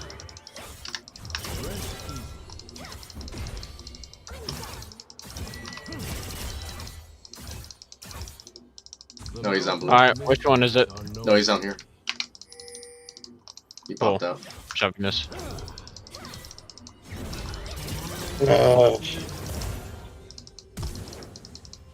I hate this champion. I hate this champion so goddamn much, dude.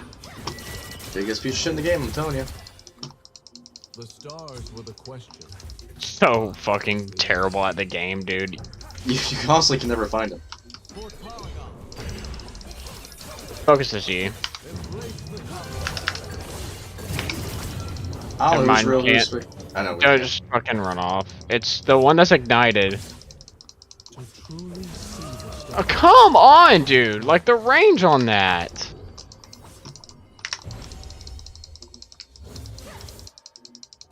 He's in this bush. I know. I'm floated, I can't do anything.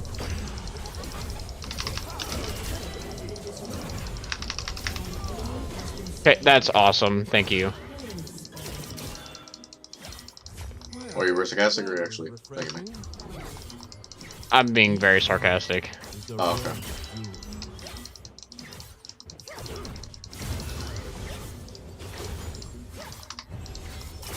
Ally has been slain.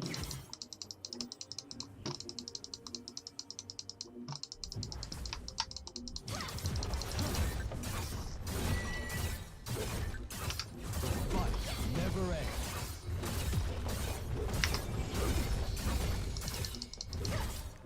Your team has destroyed a turret. Oh my god. Yeah, they all showed. Of course. Ah, you get up, but they get me. Down.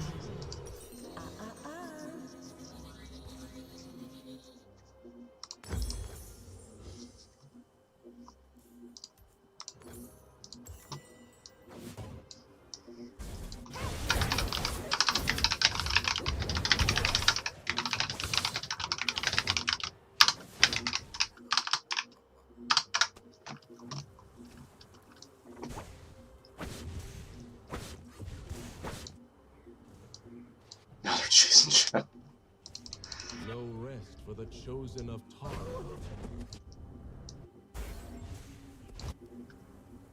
Please. Warwick, please. Warwick!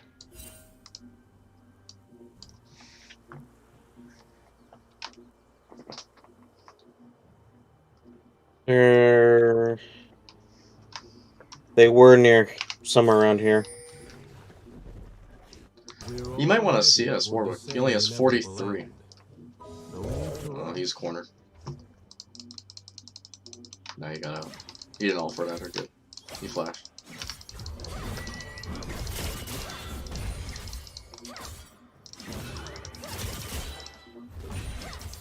An ally has been slain. Vigor! Why is it always the ugly?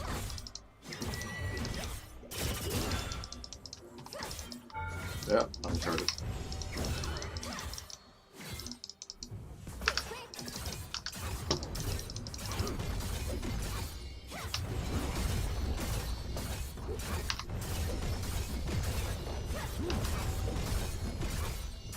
Your team has destroyed a turret.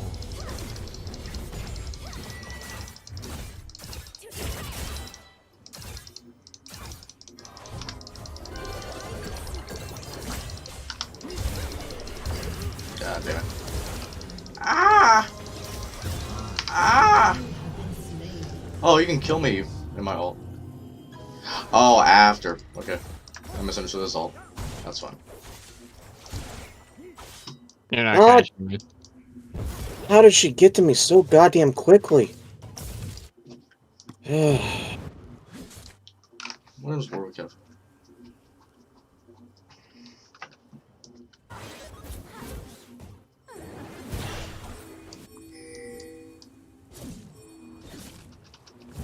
He's slowly getting Drake. Man, it's taking him a long time. Failure is always Oh, is he going stereotypical build? You went Thormail first. Nah, you don't go Thormail first. Especially with this team, you don't need Thormail. Killing spree. Your turret has been destroyed. I got no help. My heart is filled with starlight. I give it Alright, let's go, Warwick. all. See what we can do.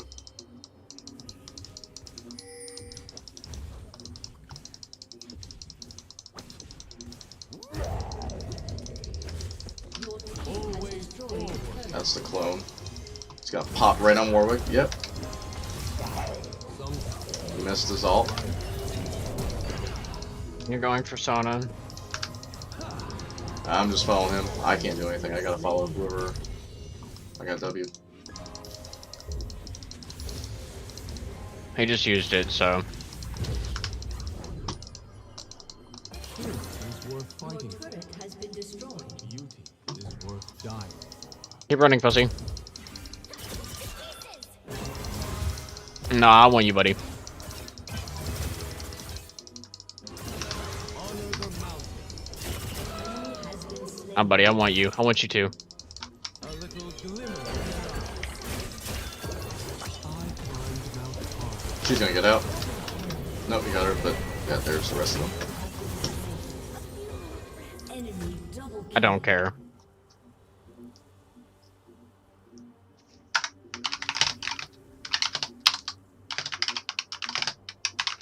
shut down.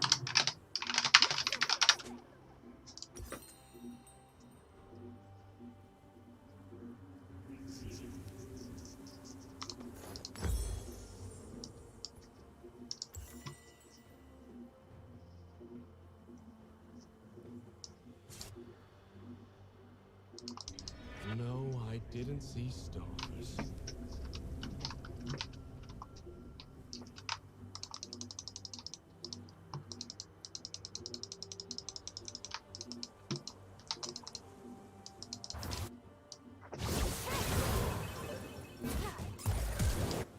The mountain reveals the harshest truths in our souls.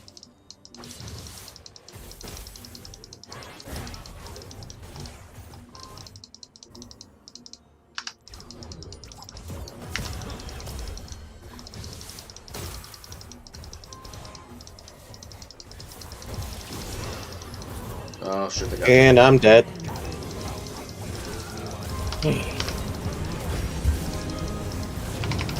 I got it, fellas.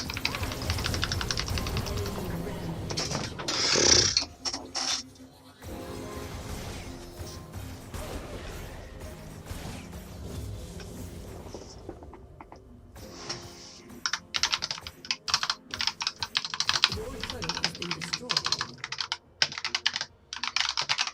Your inhibitor has been destroyed.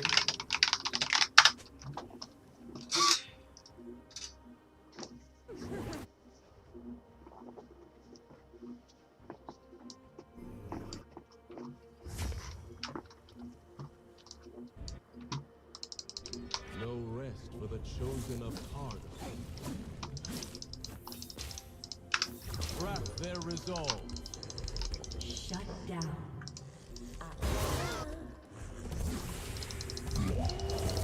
We almost might as well just forfeit this game. We're just slowly dragging out. World's fragile beauty must be preserved.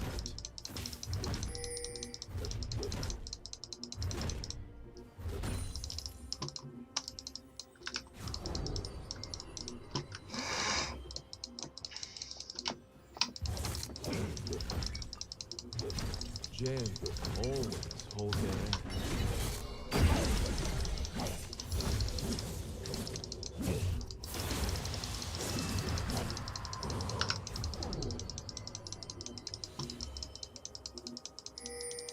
Yeah, no, right there. What are we gonna do about it? We're gonna stop him? No, let him have it. I don't see it. I'm just gonna try to get this tower. Something from Targus. No, never mind. The Protector speaks through me.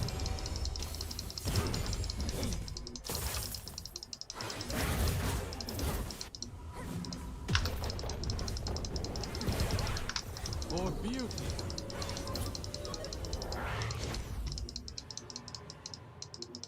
Bask in the glow. The best weapons are beautiful.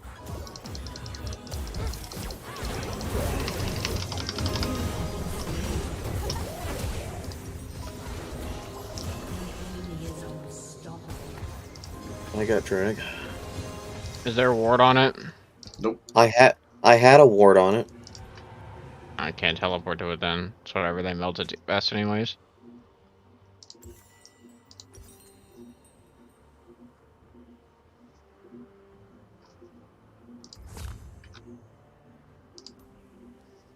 Ugh. Slain. Yeah, it's ready again.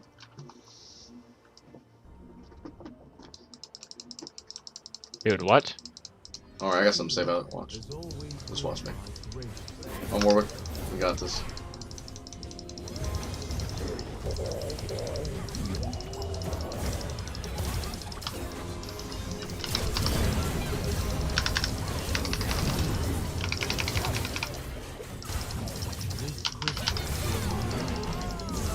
That's not the word.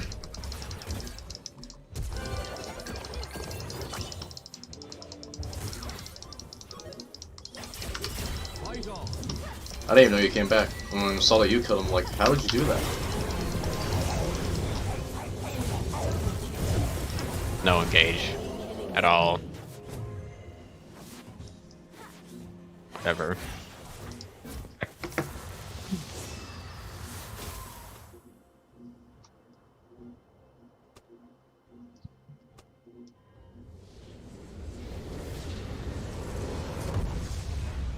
Defeat. Oh, I fucking sucked in mid, okay.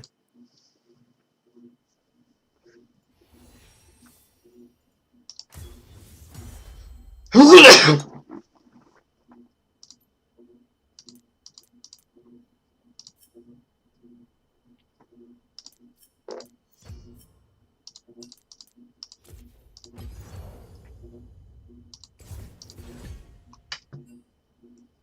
am not touching support.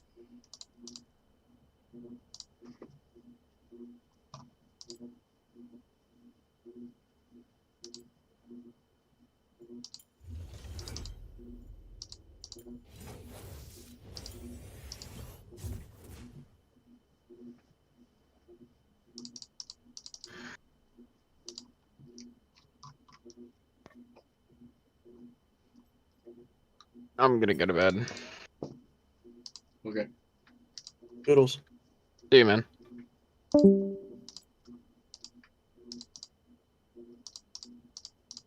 You know what? I'll probably make it an early night too, since I have that appointment in the morning. Okay. I'm gonna play more. I want to get my S game. You're gonna get your ass game. My S game. I just need one more. Really need to just grind it out and get it. It'll happen eventually.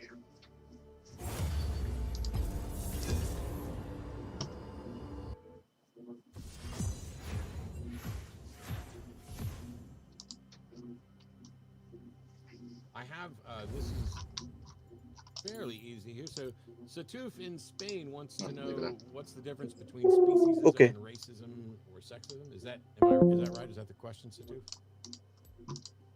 Emmett, thanks for taking my call. Yes, just to explain further, I just want to know what is the difference between speciesism and racism, sexism, or any other form of irrational discrimination and prejudice. Whoa.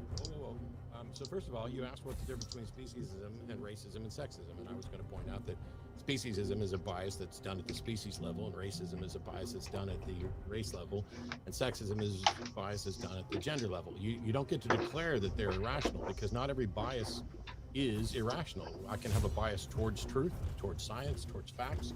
I can have a personal bias that makes me like bald-headed people better than people with hair.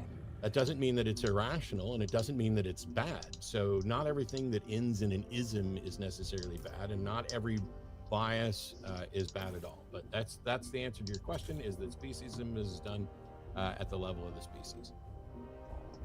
On that note, moving on, since we're going to get easy question right there off the bat.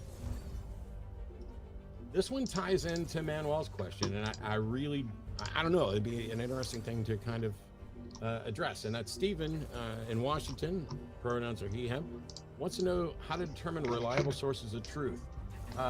Reliable in what way, Stephen? Welcome to the show.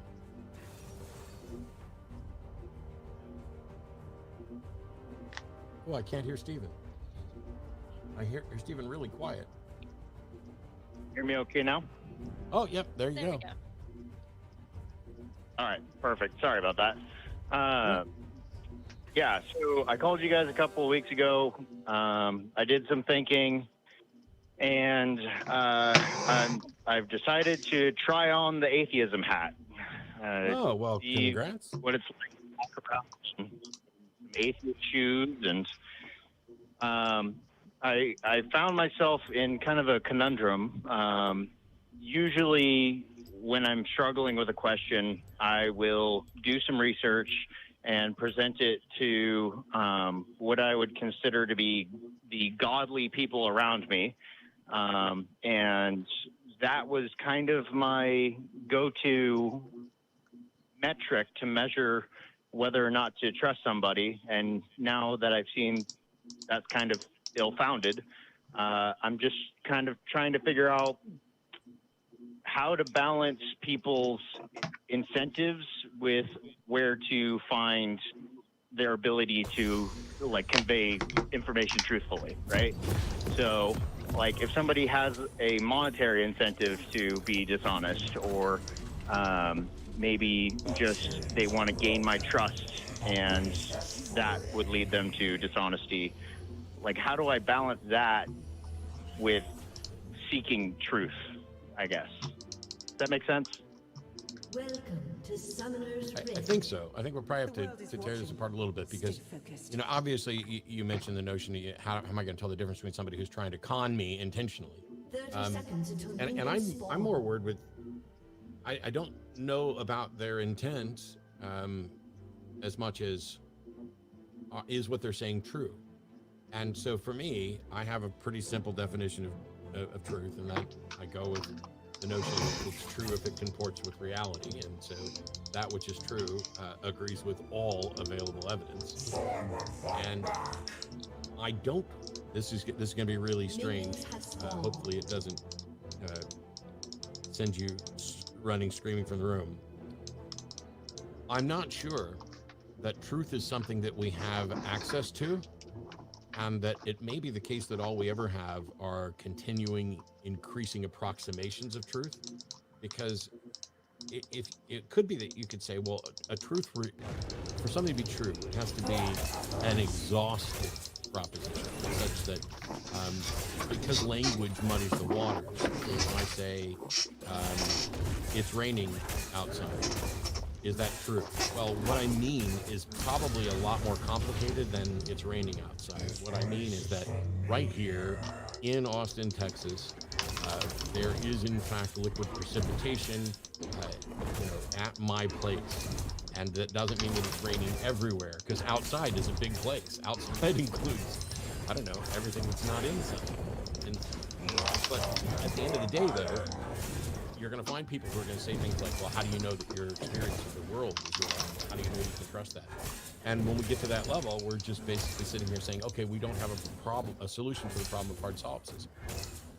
But when I'm looking at sources to find out whether or not I consider those sources reliable, for me, it's pretty much how consistently has that source been, how consistently has that source represented things that I accepted and accepted for good reasons, and how consistently has that source offered corrections.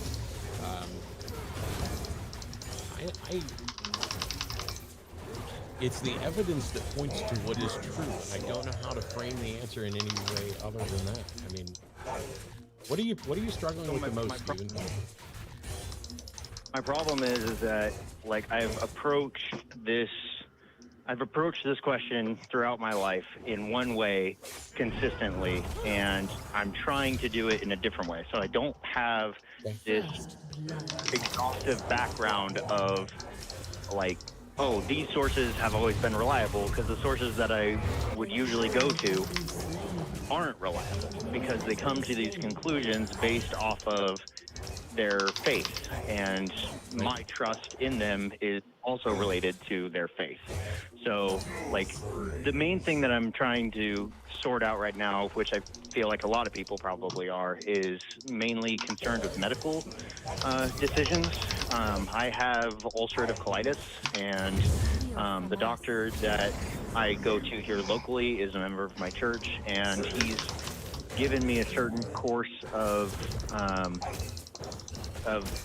medicine that I've pretty consistently valued as the right way of doing things. But now that I'm looking at alternatives, I'm kind of struggling with, well, maybe that wasn't, and maybe he's coming to these decisions for the wrong reasons too. So that's my main concern. Yeah, I mean, I would say that it's always wise to get a second opinion if you're not sure about a decision that your doctor is making, but it's also important to remember that even though he's a member of your church, he did, I assume, and I hope, go to medical school. I think that most people, even if they are church-going believers, I'm sure they can separate that to a degree from their profession when it's something like practicing medicine and prescribing medication to people. As far as finding reliable sources for medical information, I can understand why you would be wary, because there are a lot of crazy blogs out there that give really, really bad medical advice. I mean, look at where we are today, talking about the crazy world we live in. I would just reach out to another doctor. That is a great way to see if what you're feeling right now is worth pursuing as far as alternative goes. So one thing about doctors and one thing about doctors in medicine, the fact that a doctor might also be religious and reach bad or incorrect conclusions in other areas doesn't mean they're a bad doctor. And it also doesn't mean that just because someone's from medical school, they're a good doctor. And the same is true for anything else, which is one of the reasons why we tend to recommend getting second opinions. And I know most people don't, because we live in a world where I pay a fortune just to have healthcare coverage. And when I've been running around as specialists and trying to get solutions, and I'm really at wit's end, waiting around to hear nothing at all. And I'd love to go get a second opinion, but that's not free and it's costly. And so the part of the goal is trying to get to a doctor that you trust, and you can do some online research, but we also have created a world where everybody can think that they can go become an expert on everything at the drop of a hat. Here, let me Google ulcerative colitis and see what's on the 53,000 medical web pages out there, and then challenge my doctor on everything. The fact of the matter is that you're not going to be able to become an expert on everything. And so what you can do is become reasonably informed, and to make sure that the confidence you place in someone is warranted by the evidence. So I'm not just going to trust the doctors just because they went to medical school and graduated. Granted, I'm going to trust them more than the guy on the corner in the sandwich board screaming about the end is nigh, or the person who came in to chat earlier to suggest that they were some deity who cured my heart condition. Getting a second opinion, especially on matters of health, if you are not convinced your doctor is doing the right thing, that would seem to be the best thing to do. Sure. And he has said in the past that that the current course of treatment that I'm on is like basically that God approves of what I'm doing. So that was kind of my immediate red flag of, well, maybe I should take another look at this. But yeah, so I'm glad that it's not just me. My big concern was that if I'm coming to these decisions with the perspective of godly people are truth-telling people, and that was my main thing. Like, that had been my approach to judging somebody's information as reliable for a long, long time, and not having that anymore just kind of immediately put me into a panic of, well, what do I value now? So and that's a big deal. I appreciate the different perspective. Go ahead. I was just going to say, so I have family members who, once they're convinced that someone is a godly person, then whatever that person says is true. And because of that, because of thinking like that, my mom has sent me all sorts of remedies that she's heard on the 700 Club or whatever over the years, and most of them are pseudoscientific woo. Now, the internet's great in that people start to look stuff up, but the other thing is that the internet is basically a lab coat for everything.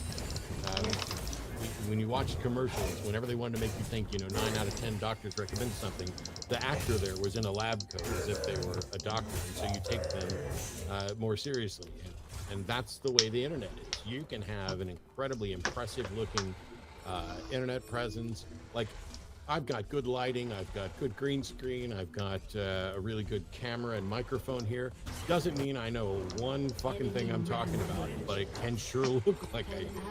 And so we need to get people trained that just because something doesn't look like it was shot on a cell phone and put up on a GeoCities website from the early 90s or late 90s, that doesn't mean that it's bad. And I would also caution you, because I like the way you phrased it, that, people of God are going to be truth tellers. And I don't have any objection to the notion that most people who happen to be convinced of a God are honestly trying to tell you what they believe to be the truth. The difference is whether or not they believe it to be the truth is completely irrelevant to whether it is the truth. When my mom tells me that God is real, I don't think she's lying to me. I think she's honestly telling me what she believes to be true. I just don't agree with her conclusion. And that's something you're going to have to ease into a little, Stephen. And maybe you start with your doctor and the overlap there, but basically you're going to have to say, okay, I used to just accept, kind of like what we talked about with Manuel, I used to just accept that what these godly people were telling me was true. And now I need a little bit more. Maybe you don't need a mountain. Maybe you don't need to go out and become an expert right off the bat. Just starting with, I need a little more. And you gradually hone your ability, you build your BS detector, and it gets better and better, just as long as you don't go all the way into cynicism and saying, oh, I'm not going to believe anything anybody says. The old adage about believe half of what you see and none of what you hear type thing. Sure. And I feel a little bit better about this whole thing. I always appreciate you helping me calibrate my bullshit detector. Hopefully I'll have some more positive news to report going into this thing. I'm not out to anybody yet. You're actually the first person that I've told, oddly enough. But yeah, hopefully more of the things that I run up against throughout this whole change will be easily resolved. I know that they won't be, but I'm glad that there are people out there to help with this kind of thing. So just keep doing what you're doing. I'd like to make one recommendation, Stephen, and you don't. Please, if this is not you, then don't do it. I have one thing that I kind of regret a little bit, and that is I didn't take any notes. I didn't write anything down during my period of transitioning and how I got from A to B. Now, granted, I've been on the show for 17 years or whatever it is now, and I've got emails going back, as far as I can imagine. So I can put together a good history if I wanted to. But consider keeping something like a journal, even if it's emails just to yourself, of what you're thinking now and how you already recognize how it was different from before and what problems you're coming to. Because as you transition or continue to go along this route, or even if you wind up giving up and saying, nope, I was wrong and I'm going to go back to Jesus or whatever else, you'll then have a record that might be of use to someone else in conversation. It's the hardest thing that we have to deal with, is people thinking that they're the only ones who've gone through this. And while I went from being, a indoctrinated Southern Baptist to an atheist, Genevieve had a different experience, and you, Stephen, will have a different experience as well. And somebody can benefit from what you're going through. Sure. I appreciate that. That's actually, it's funny you mentioned that. I've actually got a little note snippet in my phone right now marking today as like day one. So I'll just keep up on those, and maybe some point down the road I'll have some interesting insights, being like, oh man, I thought this at the beginning and that was way off. But yeah, I'll let you guys get on to other calls. I appreciate it, and hope I'll probably be calling again at some point soon. Absolutely. Thanks, Stephen. As a reminder, while we're not out of the woods, and I know that there's still pandemic and new versions or new variants and all that stuff, I'm going to be at a couple of conventions in the coming year, and I'm going to be there in person, including the American Atheist Convention, which is happening Easter weekend, and the Free Flow, that's FREEFLO.org convention happening in Florida in March. And I'm not going to, I don't want to be sitting here putting out advertisements, especially for things I do, but I wanted to remind people that as we get back to some sense of normalcy, especially people who are just finding their way out, there are events that you can go to and interact with people and talk to people and talk to more than just me and whoever you can get with. There are those options, but I have a bunch more announcements to get through now that we're 45 minutes into the show, because that's what we like to do. And that is that if you want to have discussions like that might lead to someone finding their way out of religion, you can go to the Atheist versus Theist debates group that we've been promoting there at tiny.cc/xppilfg. And I know that you're watching the Atheist Experience today, and that there's thousands of you here, and we're grateful for that. And that earlier today there was an episode of Talk Heathen with A. Michael Dan, intelligent conversation in there. But in between those shows,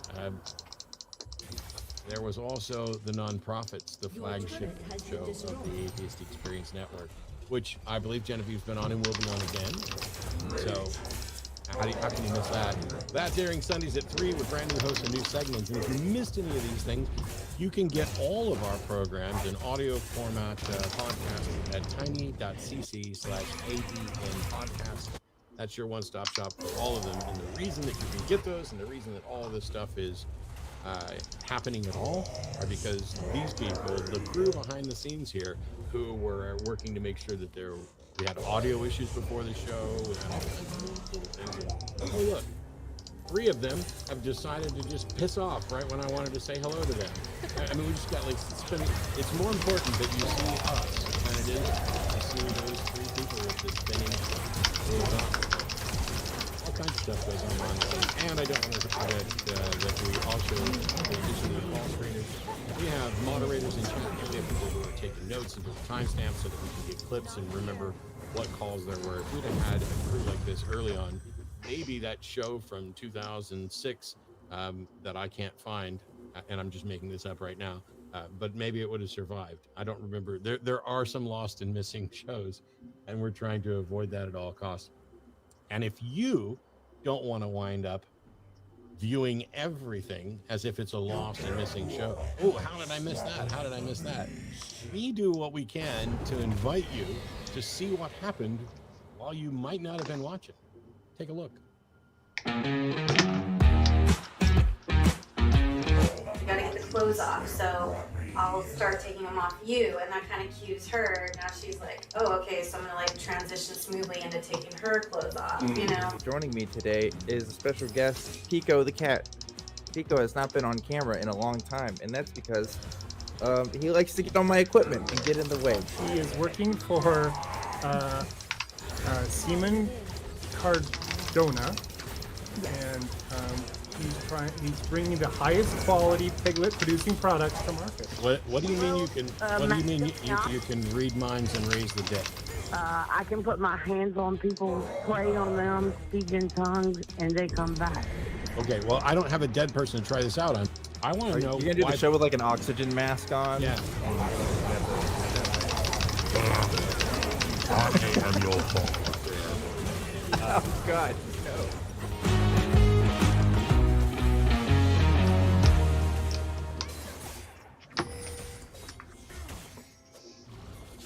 Dan has asked me to make it very clear that I am not, in fact, his father. It was one of the most disturbing things that evidently has ever happened to him. But, yep, that's what's going on. We have a bunch more calls lined up. One of them here, I'm going to see if I can't maybe get through this relatively quickly.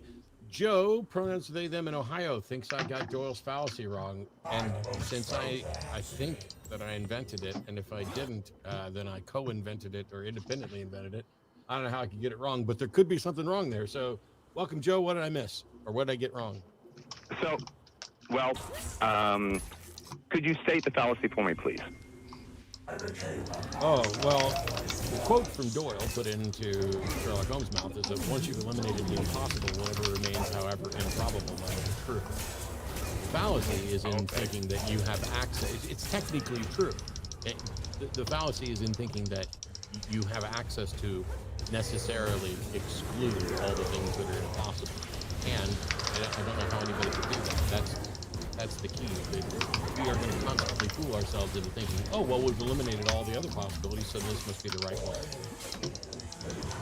See, there's the problem. Well, not a problem. I'm coming in with a gentle, pedantic literary critique. The problem is the way you've stated it is I've eliminated all other possibilities, therefore whatever else should be remaining would be the truth. And that requires comprehensive knowledge, which you state, and truthfully so, that it can't happen. But I think the actual quote provides more of a reasonableness, because I can reasonably show in this circumstance that these things are impossible. And that's what Sherlock was about. He was taking in the environment, he was reading all the clues, and he was making an assessment. No? Okay, what? No, I'm completely unimpressed by Sherlock Holmes. I'm unimpressed by any fictional character who's given access to information that the audience isn't given access to, who's written to be a sort of super Okay, that's thinker, fair. when the person writing him is demonstrably not a super thinker.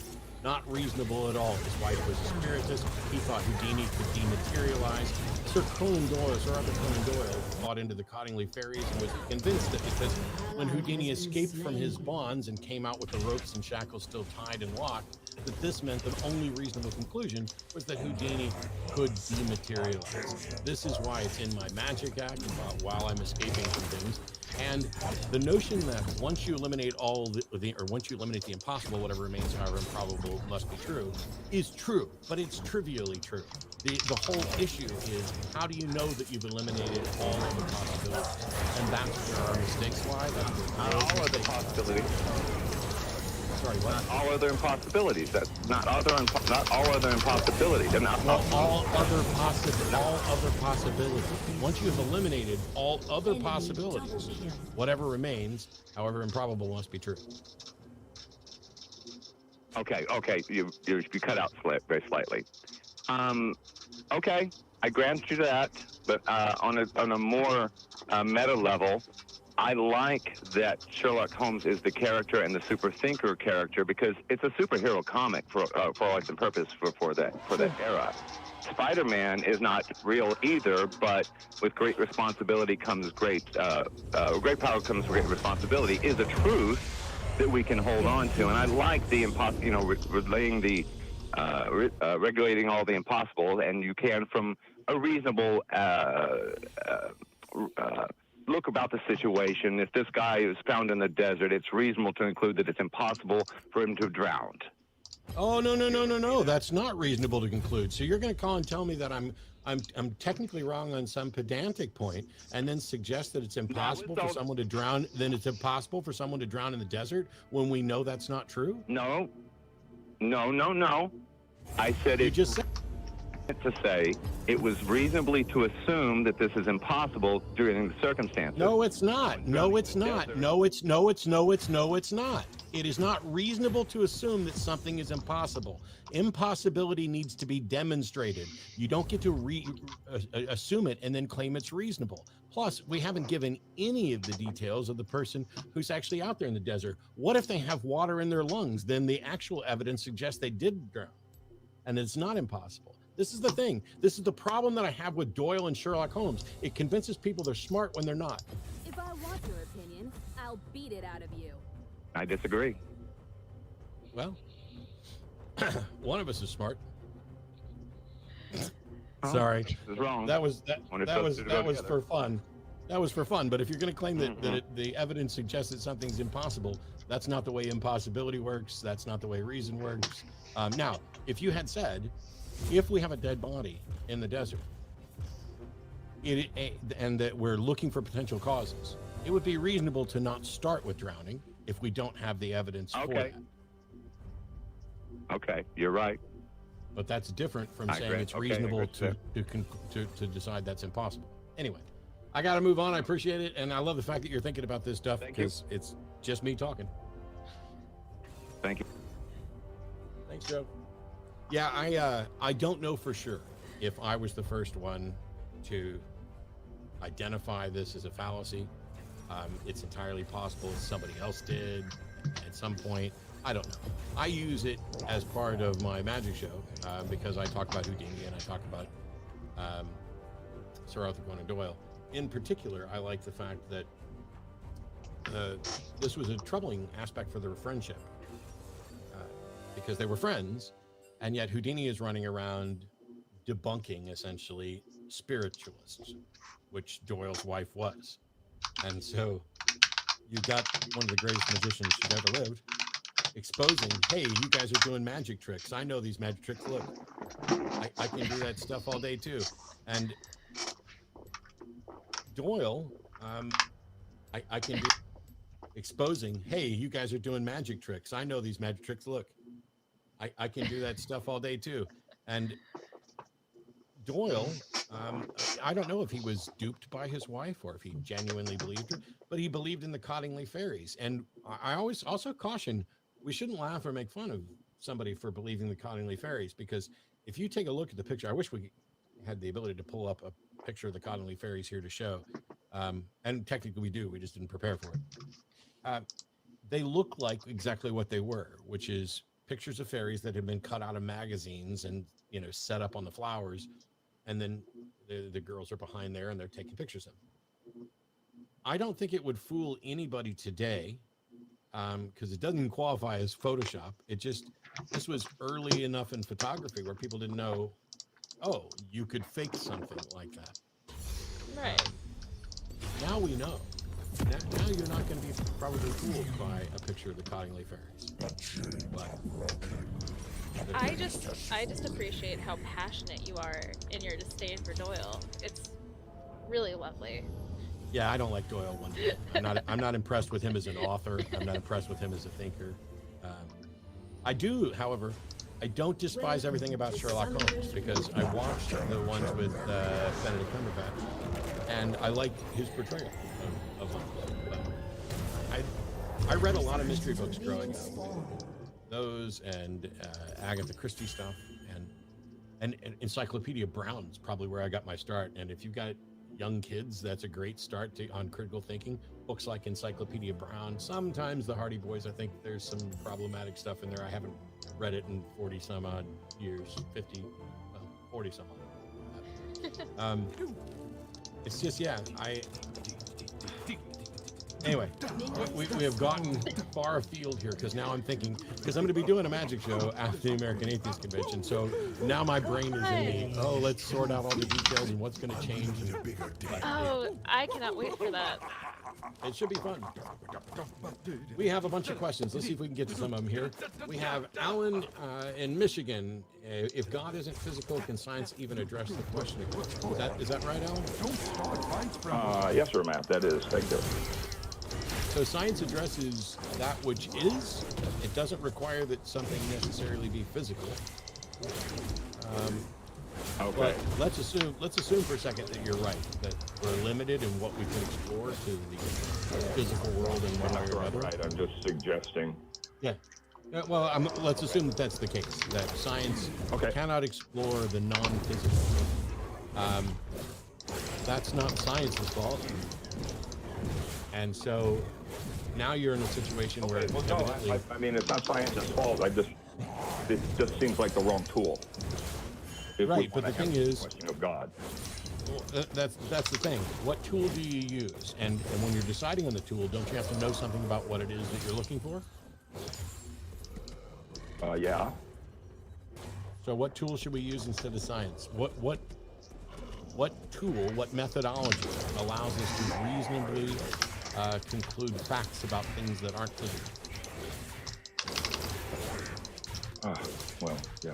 Well, okay. I mean, that's the root of the question. I mean, so it's not physical. So we just need some other method if we're going to address it. I mean,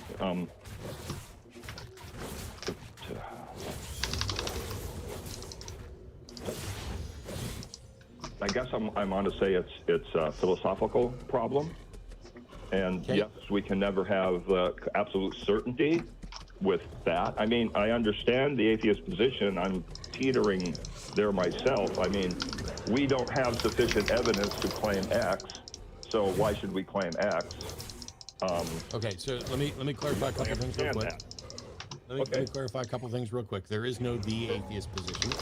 People are atheists. Some of them are atheists for really bad reasons. I don't think you can be absolutely certain about anything, and definitely science is not about absolute certainty. Neither science nor knowledge is about absolute certainty. It's about reasonable confidence that's consistent with the evidence. And so, to whatever extent you were describing atheism, I think you were describing skepticism, which is I'm not going to believe something until I have good reason to do it. Okay. So let's say, now there are plenty of things that aren't visible, like thoughts, abstraction. Yes. I mean, mathematics, math isn't physical, and yet we we can still reason about it. But math isn't something that exists, like extant as a physical thing. All right. So, I'll just concede the bad wording. Yeah, but well, I'm not worried about that so much as, for most part, take every god that someone has proposed, Is that God? Is that God detectable as a manifestation in reality, in principle? In other words, for every God that people then propose, all right, let's just pick a God. We'll go with the God of classical theism that exists within Christianity, Judaism, Hinduism, Islam, etc. That being, can it be detected? Does it manifest in reality in some detectable way? And if the answer is no, then we're kind of stuck, right? Because if something doesn't detect, it doesn't manifest in a way that we can detect, we can't say anything about it. We can't say whether it exists, we can't talk about its features, nothing. And yet we live in a world where people are constantly talking about the features and qualities of these gods. And so that God must manifest in a detectable way. Otherwise, these people are claiming to have detected the undetectable. That would make them incredibly irrational. Right. So we must be talking about a God that's detectable. So let me ask, I'm not asking you, obviously, but the question to them is, how did they detect a God? Right.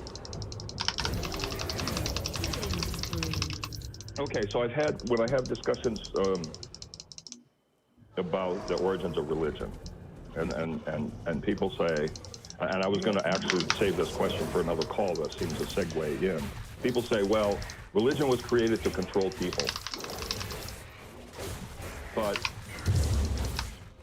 you know, you look at one, maybe you look at one religion, it's like, well, yes, it seems that religion was created to do that, and you can certainly point to passage in the Bible that says, yes, about obey your masters or what.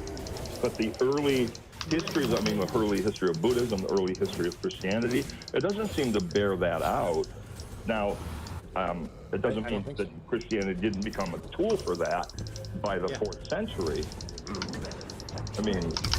So the thing is, I don't buy into this notion that religions were created to control people. I think religions are the stories that we've told ourselves to keep from having to admit that we don't know, or to assuage our fears, or whatever else.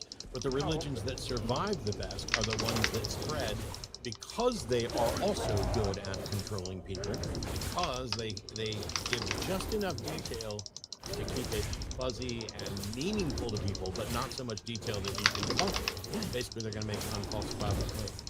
I don't know where Genevieve is on this. I want to get her in here. Yeah, I would just put hi, Alan.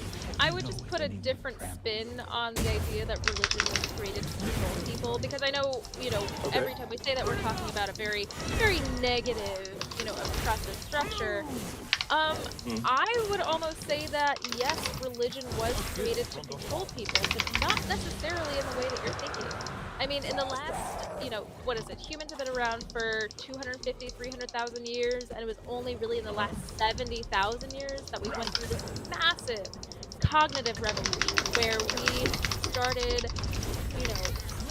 somehow in the last 70,000 years, we've just started creating these societies and structures and eventually civilizations, and we have this whole new way of life that is very different than, the humans that existed prior to 70,000 years ago. I think that religion was created to control people in the sense that religion gives us a shared mythology and a shared narrative that prevents us from othering each other and instead unites people as a society. And I think that was really the benefit of early religion. And yeah, it was storytelling. It was just stories that you would tell one another and sort of explain, because like I said in the beginning, we're bored and we want answers. But I think that the proliferation of religion beyond that does have to do with just maintaining social structures. We kind of need those as humans. We're very social creatures, and religion is very beneficial for that. Does it mean any of it is true? Of course not. But that's my idea. When I'm talking to someone about Genesis, it's like, no, it's just a record of how they saw the world. Just don't get your panties all in a twist because, it was 7,000 years ago. Just stop. That's not what the Bible is. That's not what the Old Testament is. I was going to reach over and put on one of my Christian hats for a second because I love doing that. I can tell you that when I was when I was a Southern Baptist, my response to that would be, it wasn't 7,000 years ago. I have a real relationship with the risen God of the universe. He's the creator and governor and keeper of the universe, and blah, blah, blah, blah. And so if you tell somebody to forget about it because it's 7,000 years ago, no Christian or Jew is sitting around whining about Adam and Eve. Right. And they're not all going to take it literally. And so this is something that means something to people. That's undeniable. The question is, how do we go about figuring out whether or not it's true? And this is the thing that you began by talking about. It's like, hey, if God isn't physical, how could we investigate? What does science say? Well, I think there are plenty of different tools that we have to investigate and explore things, whether they are physical or even in the sense of abstractions, because we have mathematics, which is probably one of the most rigid disciplines, far more rigid than what we understand about biology, for sure. 2 plus 2 is 4, ever it was in basic sense. It's not the fault of science that if there is a God, it's undetectable. That is the fault of that God, and more so because let's imagine that there were non-physical spirits, and plenty of people think they are. I haven't seen any good evidence for them. I don't know how we demonstrate it scientifically, but if they can manifest in a detectable way, if EVP, electronic voice phenomenon, if that was a real thing, it's not, it's bullshit. But if it were a real thing, that might be a way to detect it. That might be a way to get the manifestation. To date, we haven't been able to confirm any of that, but at least we can look. And what we're always looking for is that manifestation. It's worse if, in fact, they're trying to claim that there's a God, because they're claiming there's a God that can be undetectable if it wants to be, can be detectable as a matter of convenience for the people who are supposedly detecting it, created everything and created a world where reason and evidence and logic win the day, and that's how we go about figuring out the answers to the most important questions that we're going to come across. And then in the case of like Christianity, is then going to judge people based on their understanding of something that God failed to provide evidence in a reasonable way of finding it out. It's like you might as well be playing a massive game of guess what number God is thinking of, and if you get it right, you get to go to heaven, and if you get it wrong, you go to hell. Well, yes. I mean, I agree with you. I'm not a Christian. I haven't been a Christian since. Yeah, no. I don't even have to teach to more than you. In a church. Yeah. I didn't suspect that. I just have to teach to more than you, so I want to make sure that I'm clear with you, but also there's thousands of people out there watching this, and I don't want them to be. On that note, I think we're going to move on to some other callers, Alan. I appreciate it. Okay, thank you, Matt. I just one more quick question. Sure. When were you in the Navy? From 1987 to 1990. Okay, way up. 96. Anyway. Something like that. Okay. 73 to 81. I just wanted to ask. Yeah. I went in, I graduated high school in 87, went in right after, did about 8.5 years. We have moved on. We got a bunch of callers to get to, and not much time left. Michael in California wants to know, does free will exist? Well, I'm gonna not talk for a minute. So, welcome, Michael. Hey, Matt. Pleasure to speak with you again. Yeah, so I'm gonna. Well, first of all, I would like to just say that I think language is gonna make a definitive answer somewhat vague, but so I do believe free will exists, and let's define it as the core abstract belief that people have the capacity to act freely, or I guess to put it more simply, just that a person could have chosen to do otherwise. So is that a good definition to start off with, or? Well, I said I was going to stay quiet because I really want to find out what Jeffy has to say about this. But I will say that if you define it the way you did, then no, it's an awful definition. Because what you defined it as was the belief that people have the capacity to act freely. And that definitely exists. But whether or not they have the capacity to act freely is the issue of whether or not there's free will, not whether or not people believe it. Okay, well, let's just start. We can just shave off that beginning part, just say that free will is the capacity to act freely, or you could choose to do otherwise. I don't know Genevieve's thoughts, so I want to get Genevieve's thoughts on. What's your thoughts on free will? Easy subject. Just dump it right out here real quick. It's not like that's something that we haven't been arguing forever. And I still never really decide exactly where I land on the free will argument. I think that a lot of the choices that we face every day might appear as choices, but they're really not. I don't necessarily know how much of my own decision making is a result of just my genetics or my thought patterns that have sort of been, embedded in me since the beginning of my life. I don't know exactly how much agency I necessarily have and how much of it has to do with external forces around me. I think we like to think that free will exists. I go back and forth on whether or not I really think it does. So much of what we do every day has nothing to do with us and our choices. Random things happen all of the time, and we're sort of forced to act on instinct sometimes. But I absolutely agree with you. I think that some of our choices are made subconsciously. Some things we're constrained where we don't have the choice. But I think that as free, I would call us free agents. I think that by necessity implies that we have free will. You can make the argument that, well, some things are determined, some things are random, it's one or the other, and free will doesn't exist, or other, try to deductively argue for it. I think that the key point that I would make is the agency and the intentionality. To me, that's what free will is. We can talk about compatibilism. I believe in causal determinism in the natural world, but I think where the split happens, and it's almost, for me, it's a split between naturalism and we'll say like metaphysical naturalism and metaphysical non-naturalism. It starts when you start talking about philosophy of mind, what is agency, and what are the reasons you make choices? Can you really do it? But yeah, so I'll leave it at that. You can respond to those thoughts. Yeah, so I will say that we have two other callers that are waiting that both want to discuss free will.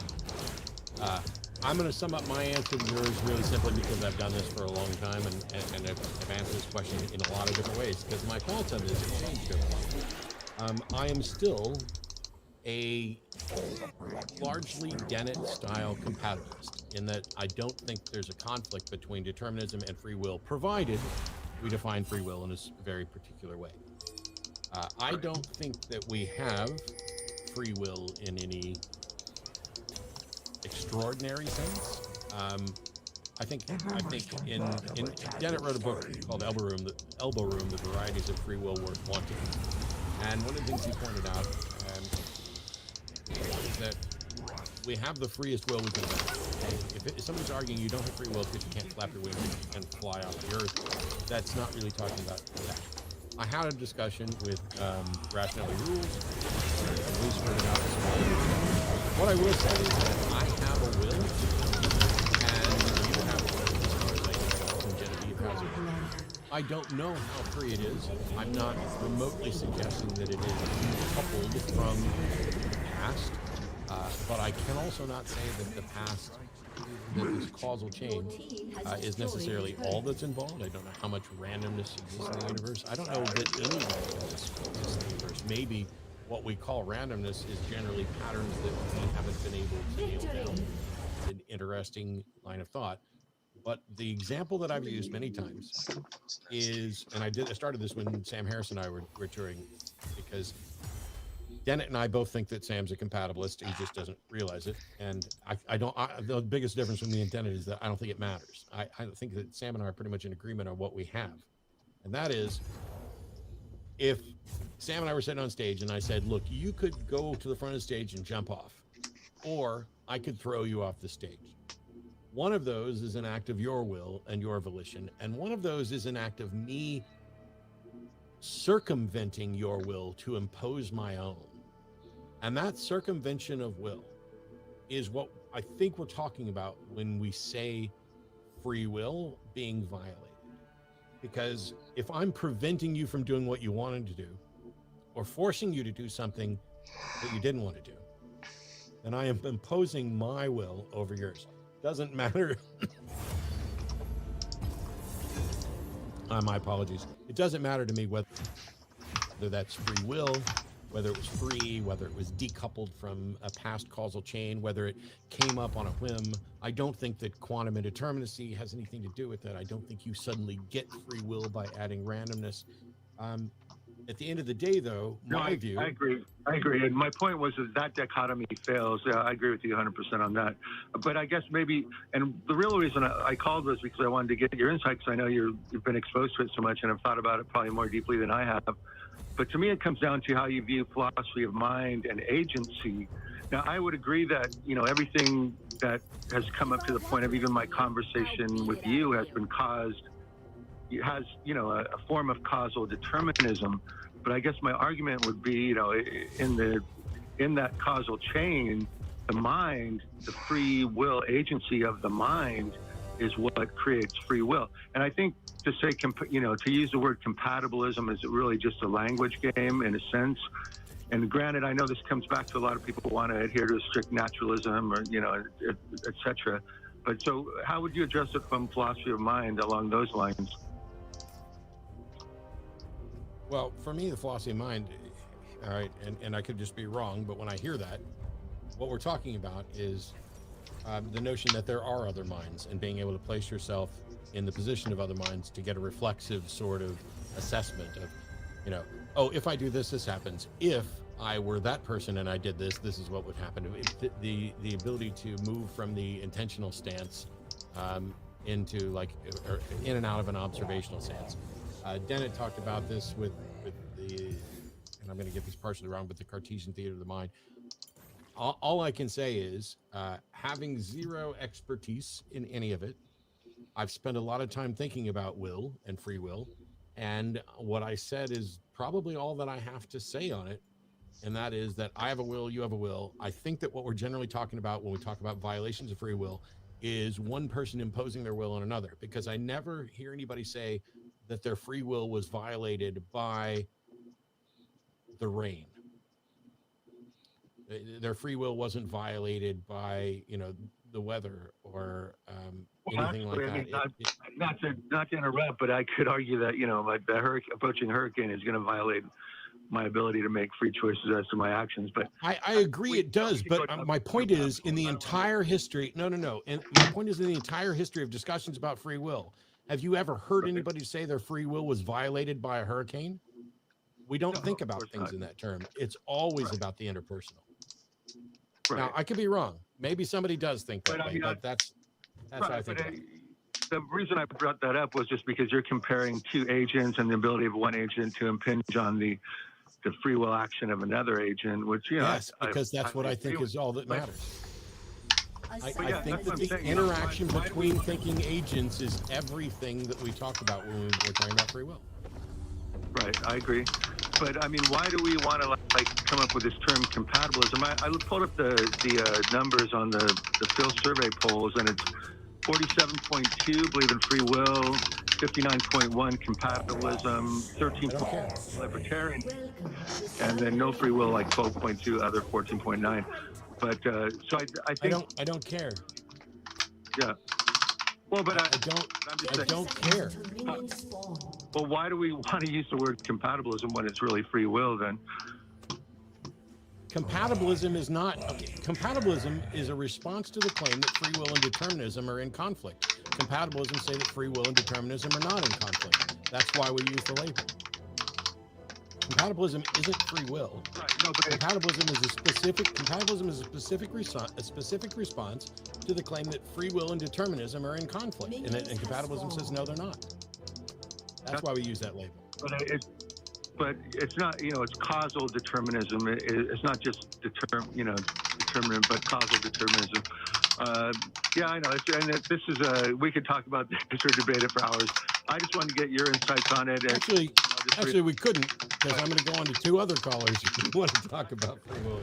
Yeah. No, I think if you really start thinking deeply about philosophy of mind and agency, I think, well, at least for me, I've come to the conclusion that free will is true, and compatibilism is just a word that's trying to combine, two broader paradigms of analyzation. Okay.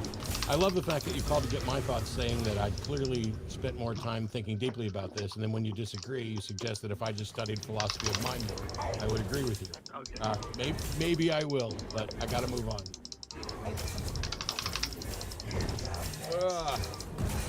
Are you ready for more free will and determinism? Whether or not I'm ready, I guess I gotta be. I guess so.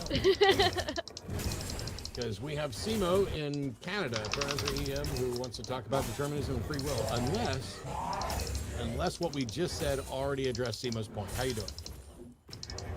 Hi, Matt. I'm good. What about you? Hi, Genevieve. Hi. I'm all right. Did what we say address your point in some way? I just want to make sure that I understood what you're saying. So basically, you hold the position of compatibilist and not hardcore determinist, basically, or? No. So compatibilism is the notion that determinism and free will are not in conflict, and I accept that with that particular definition of free will. Under a normative definition of free will, I don't claim that we have it. I just claim that I have will. I have no idea how free it is or isn't. Makes sense. Okay, so I think I hold the same position because I don't believe that I'm not determinist, but I don't believe that I have like 100% pure free will. Why? Because that contradicts like the fact that as a being, I am dependent on many other things that are eventually controlled by God, right? That's what theists believe. I'm not dependent on anything that anyone has ever demonstrated is controlled by a God.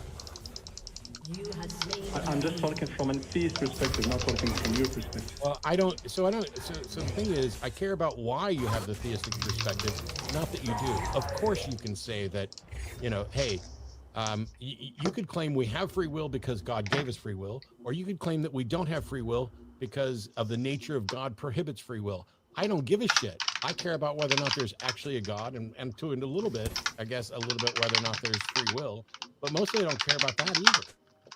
I want to know if you got a belief about something, whether or not it's true.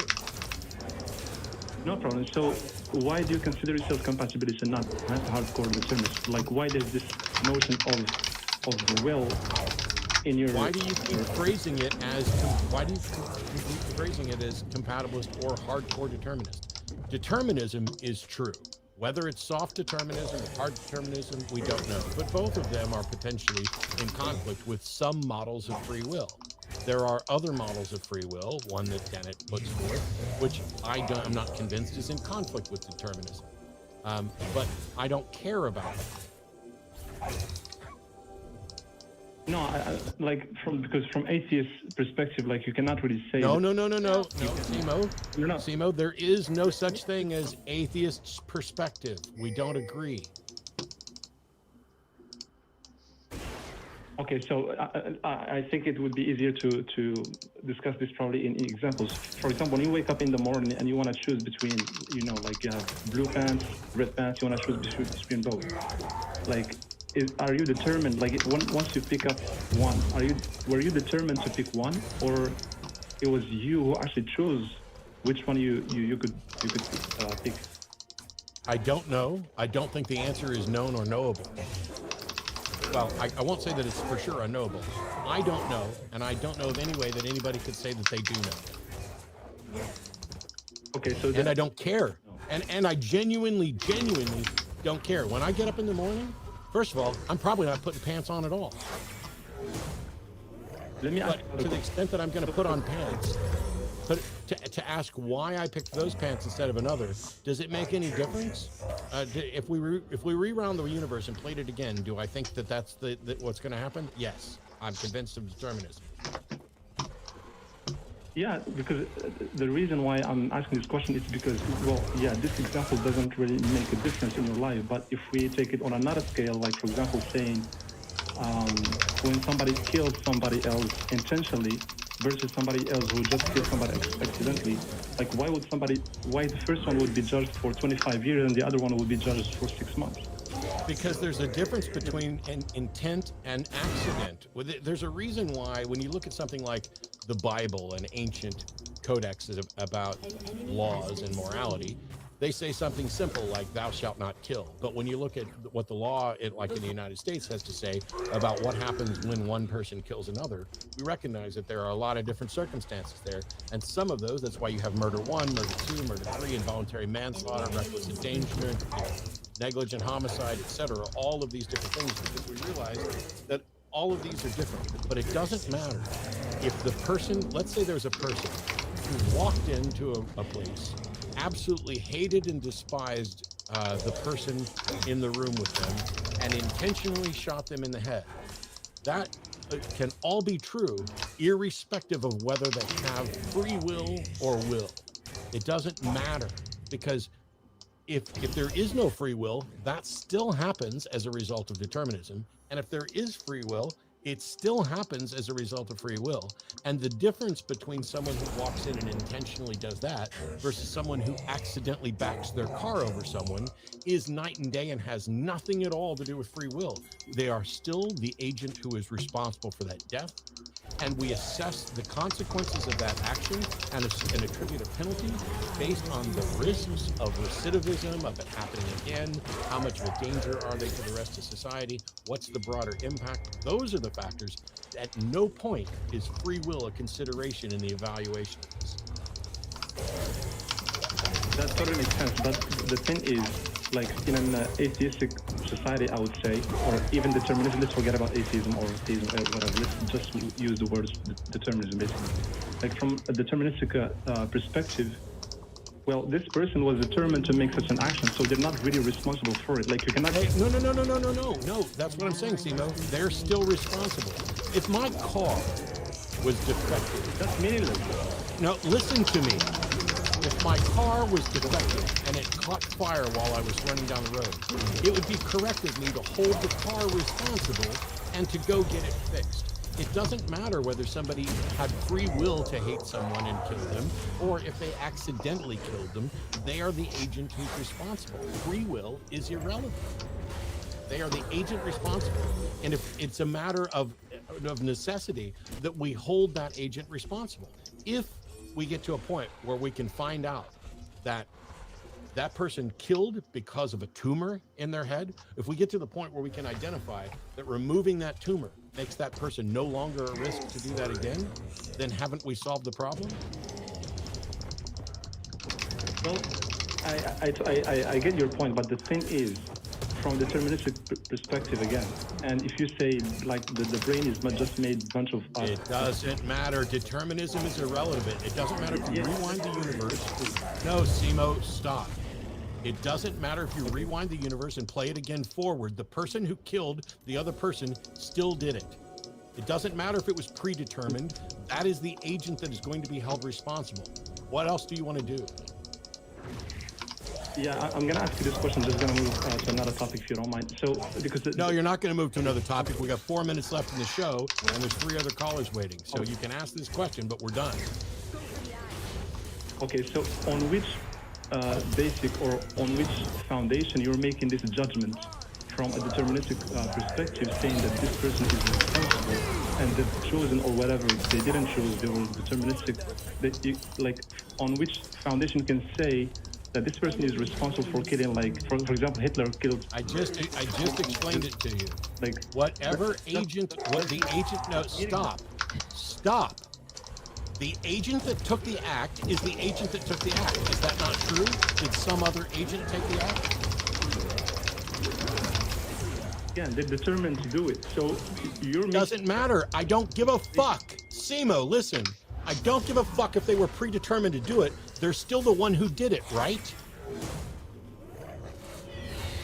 You don't really answer my question, man. I'm sorry. Like, on which... Simo, you're not listening and you're not answering my question. I just asked you for the 3rd time. They are still the person who killed the other person, right? Yeah. Okay, so now we have a person in this fictional scenario that was predetermined to kill another person. What are you going to do about it? You are now in charge, and this person, let's say me, let's say you are in charge and I intentionally killed somebody else. Does it matter at all whether it was an issue of free will? What are you going to do? Well, again, from a deterministic perspective. I know, Simo, you're done. Yes, again. No, you're done. You're not going to lecture me about from a deterministic perspective. I asked what you would do in that scenario, and you are unwilling to consider this because it goes against what you want. If one person kills another, it doesn't matter whether they did it because of a tumor, because the universe predetermined it, or because of free will. That person still killed another person, and the rest of us around here are going to have to make a decision about what to do about that. And right now, given the current revolution, the current scope of what we can determine about human interaction, we hold people responsible at the agent level. Maybe in the future that will change to hold them responsible at the tumor level, or at the brain dysfunction level, or at the chemical adjustment level. But right now it's at the person level, and it doesn't make a difference whether they hated them, whether it was an act of free will, or whether the universe decided this a long time ago in a causal chain that began with the Big Bang. That is still the person responsible, and we have no other option but to hold them responsible. That's the way it works. That's what justice is. Because of that, sorry. Corbin, you're gonna have to call back another week. I'm not doing another one on free will, quantum, and physics. I don't even know how to get started on that. I'm gonna take Aaron as our last call for the day. Aaron in Arkansas, you're on with Genevieve and Matt. Hey guys, good to talk to you. I'm doing well today. Yeah, I am an atheist. I came out probably earlier this year, I think. Maybe late last year. Family, all religious, mom's pastor. Anyway, setting boundaries with my family. I have a wife and a kid, and we don't attend church anymore. Obviously, I'm a great disappointment to my family. All the usual stuff. Yeah.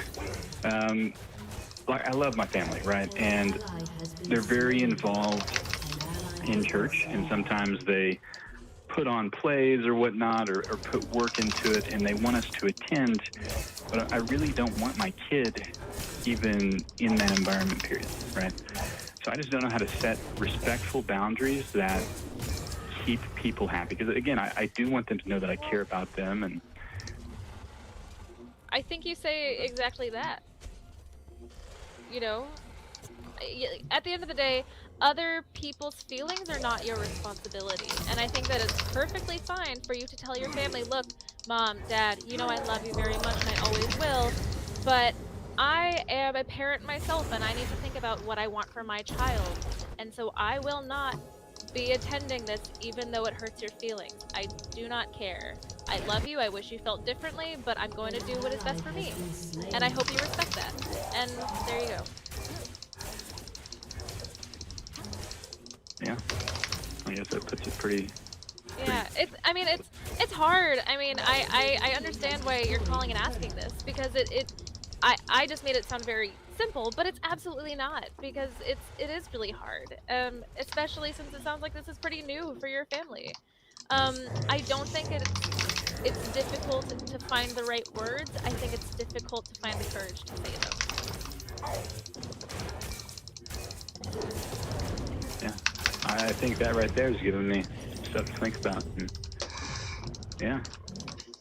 I think that helps. It's incredibly difficult. And one of the things to remember is that in most families, maybe not all, yours may differ. If you get together for the holidays, most people don't want it to turn into a poo-flinging contest about who's right, or who thinks what about God, or who wronged who. Granted, I've seen some of that at some gatherings. But at the end of the day, you know, in the same way that they wouldn't want you to come in and dictate how they're going to raise their children, or, you know, for you to be saying, oh, I think you're wrong about this and blah, blah, blah. You're free to, you don't owe anybody an explanation for anything about who you are, what you think. And if there are people who will not respect a polite, hi, I thank you for that, but I'm going to do it a different way, and I'm not interested in discussing it right now. Maybe another time. Respect that they're not your friends. They may be blood relatives. They're not acting like family. They're not your friends, and they're not willing to respect you with the same respect that they want in return. I think that Genevieve's right to point that out, and I think that you're right to point that out. And I've had long conversations with family members, and not always ones I wanted to be in. And for the most part, I'm still family with all of them and still engaged in conversations. Yeah, this time of year, your question is one of the most common that we're going to get. And the boundaries are for you. And I'm sorry, I may have missed it. I'm not sure about the partner at all, but those are for you. Cooperation with other people. And people who don't want to respect your boundaries probably aren't respecting you.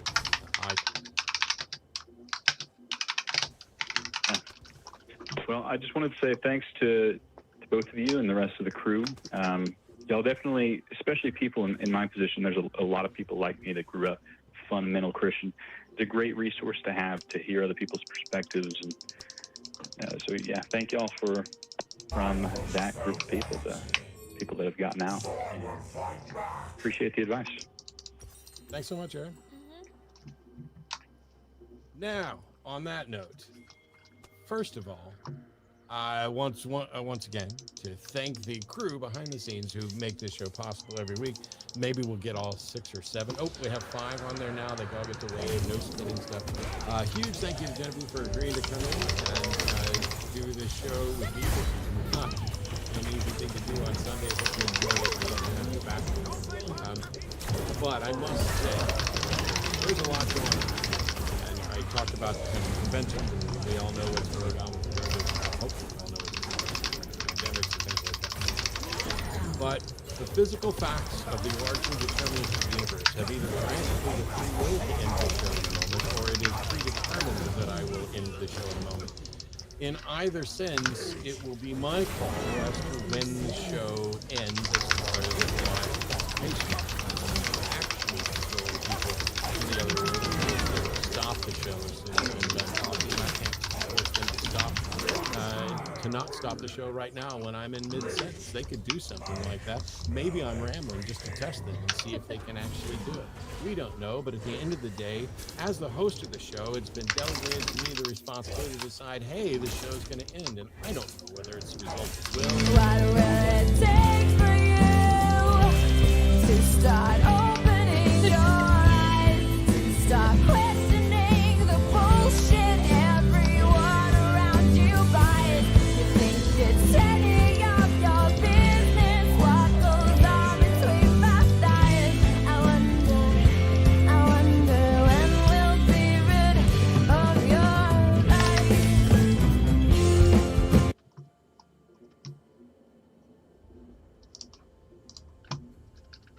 I was on the fence about uploading this video because I wasn't sure the person in question was actually cheating or wall hacking. And then it became very obvious when someone in the chat yesterday told me that Handler uploaded a video playing the same guy. And they thought he was cheating as well.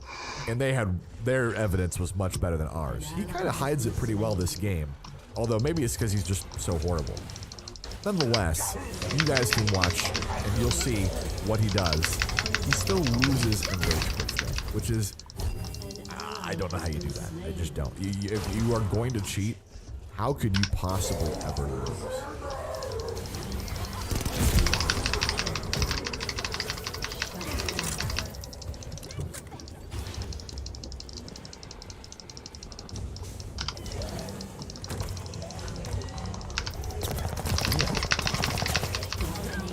Are you gonna do the ladder glitch? Nah, it'd be funny though.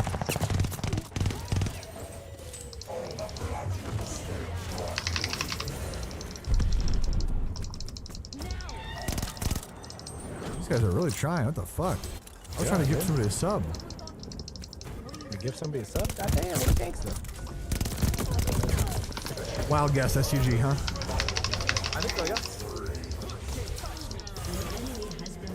Oh, cool. Nice. Oh, automaton? You gave him one. Thank you very much. My shit's not working. I had to open up the stream a different way. I know. 90% of people are like, coming in, coming in.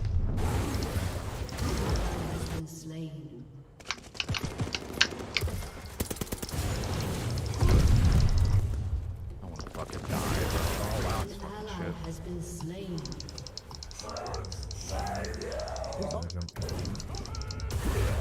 Yeah, I'm not gonna Oh.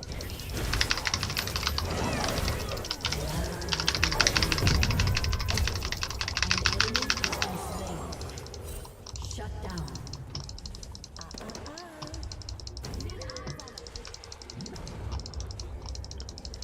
Good.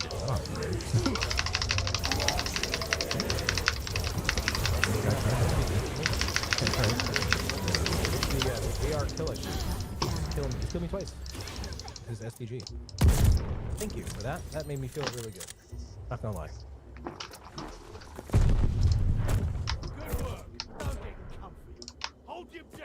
Christmas noobs. Oh, Christmas noobs. I'll never find them in my games. Oh, Tinkley straight being aggro out there.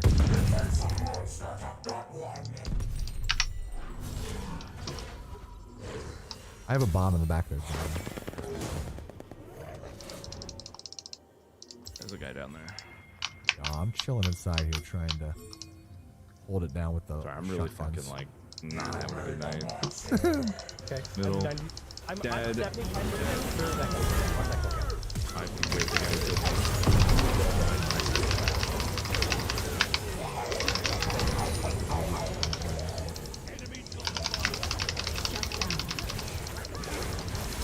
Yeah, I don't think. Change so quick. God. Our teammate is fucking stupid.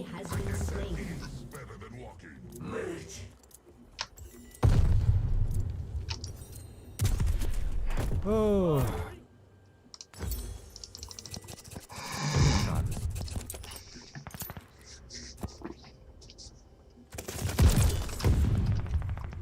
I hate that kid so fucking much. That I just killed. That top shot kid is fucking maniac. Holy shit. Yeah, he's sniping B side. Where'd he go? I don't know. He just looked at me from somewhere. I saw his sniper glint. What the fuck, bro? He's on my body. Literally on my body. Yeah, these kids are fucking dog shit. Oh my god. I gotta go. So good smoke on him. Blue shot. Do that, buddy. Shit on, by the way. Protect the objective. Take your time and remember to think. Enemy's got the bomb. An enemy has been slain.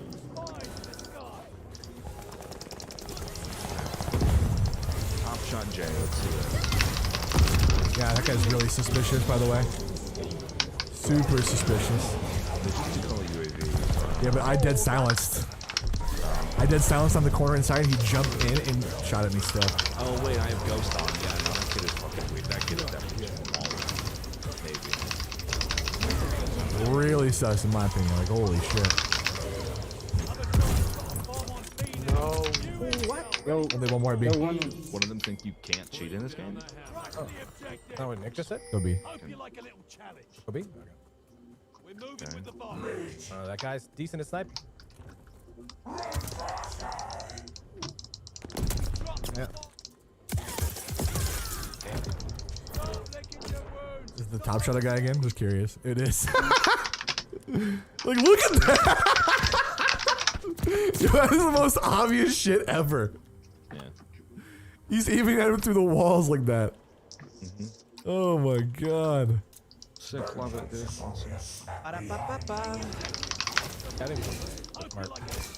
Holy shit.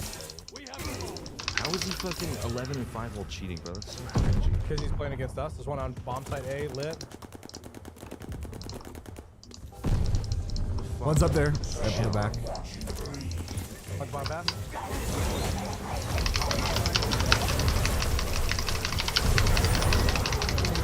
Let's go. Look at him. They spawn. They spawn. They spawn. They spawn.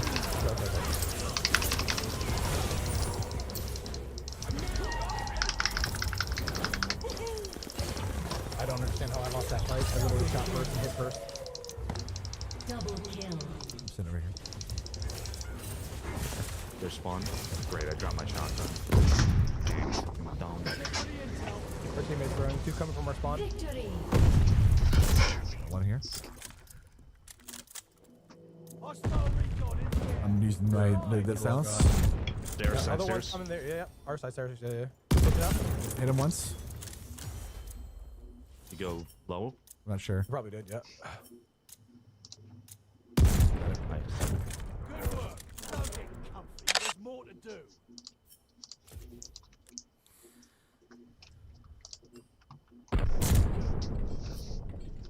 I don't know how else he would know where people were the whole time. It was really sus. He jumped into the bomb, pre-fired where I was, with Stream snipe. Daddy Sure. going. Without a doubt, though. Because he was asking, the other teammate was like, who does he think is cheating? So we know for a fact that they're stream sniping. Yeah, a little sussy. Oh, awesome. You want tap?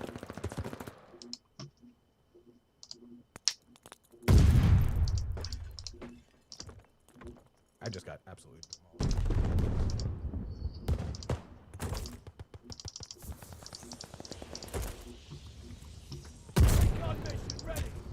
Got them both. You good? Going for the plant. Okay. One's coming from our spawn right now. On the outside, going to the door. There's a door behind you.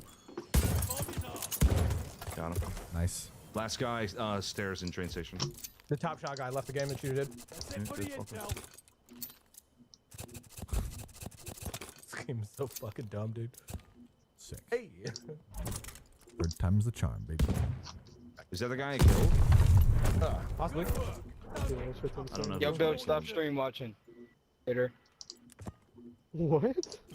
What is Definitely it? stream watching. Our teammates you're are sniping, streaming? too. What the fuck Maybe are got you? it.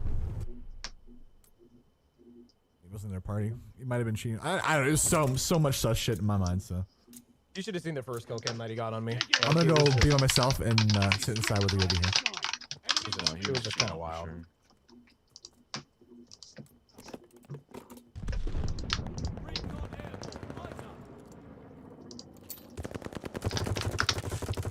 Why'd I call that in? Oops.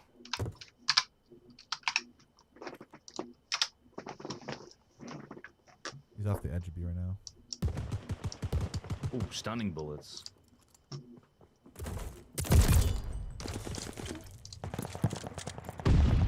I got a shot from middle. I can't cover all of them. They're all over there. He's watching the stream to figure out where I am. It's literally the guy who said, "Stop stream sniping." He's up on our teammate's body, jumping out the window right now, going toward bomb site. It's literally the guy who said, "Stop stream sniping" too. He's paused inside the house watching where we were. That's so fucking stupid, dude. I'll just rotate all the way in the middle. Nice.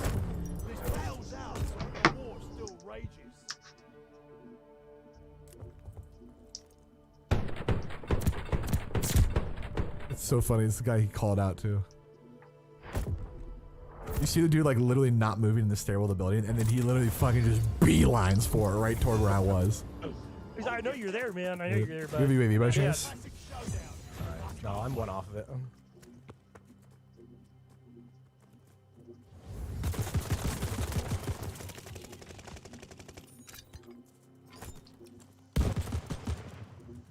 That just one shot me, bro? It's a 2-shot. It felt like a one. Oh no, it was 2. Look at their spawn right side.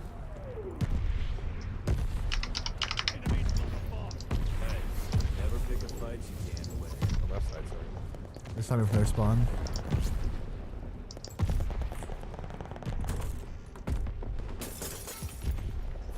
Trying to move around a lot, so it's hard to keep track. He's inside A. I think one's back their spawn as well. Other guy in A? Yeah, last guy's in their spawn, jumping down, literally watching me through a wall. This guy's cheating too.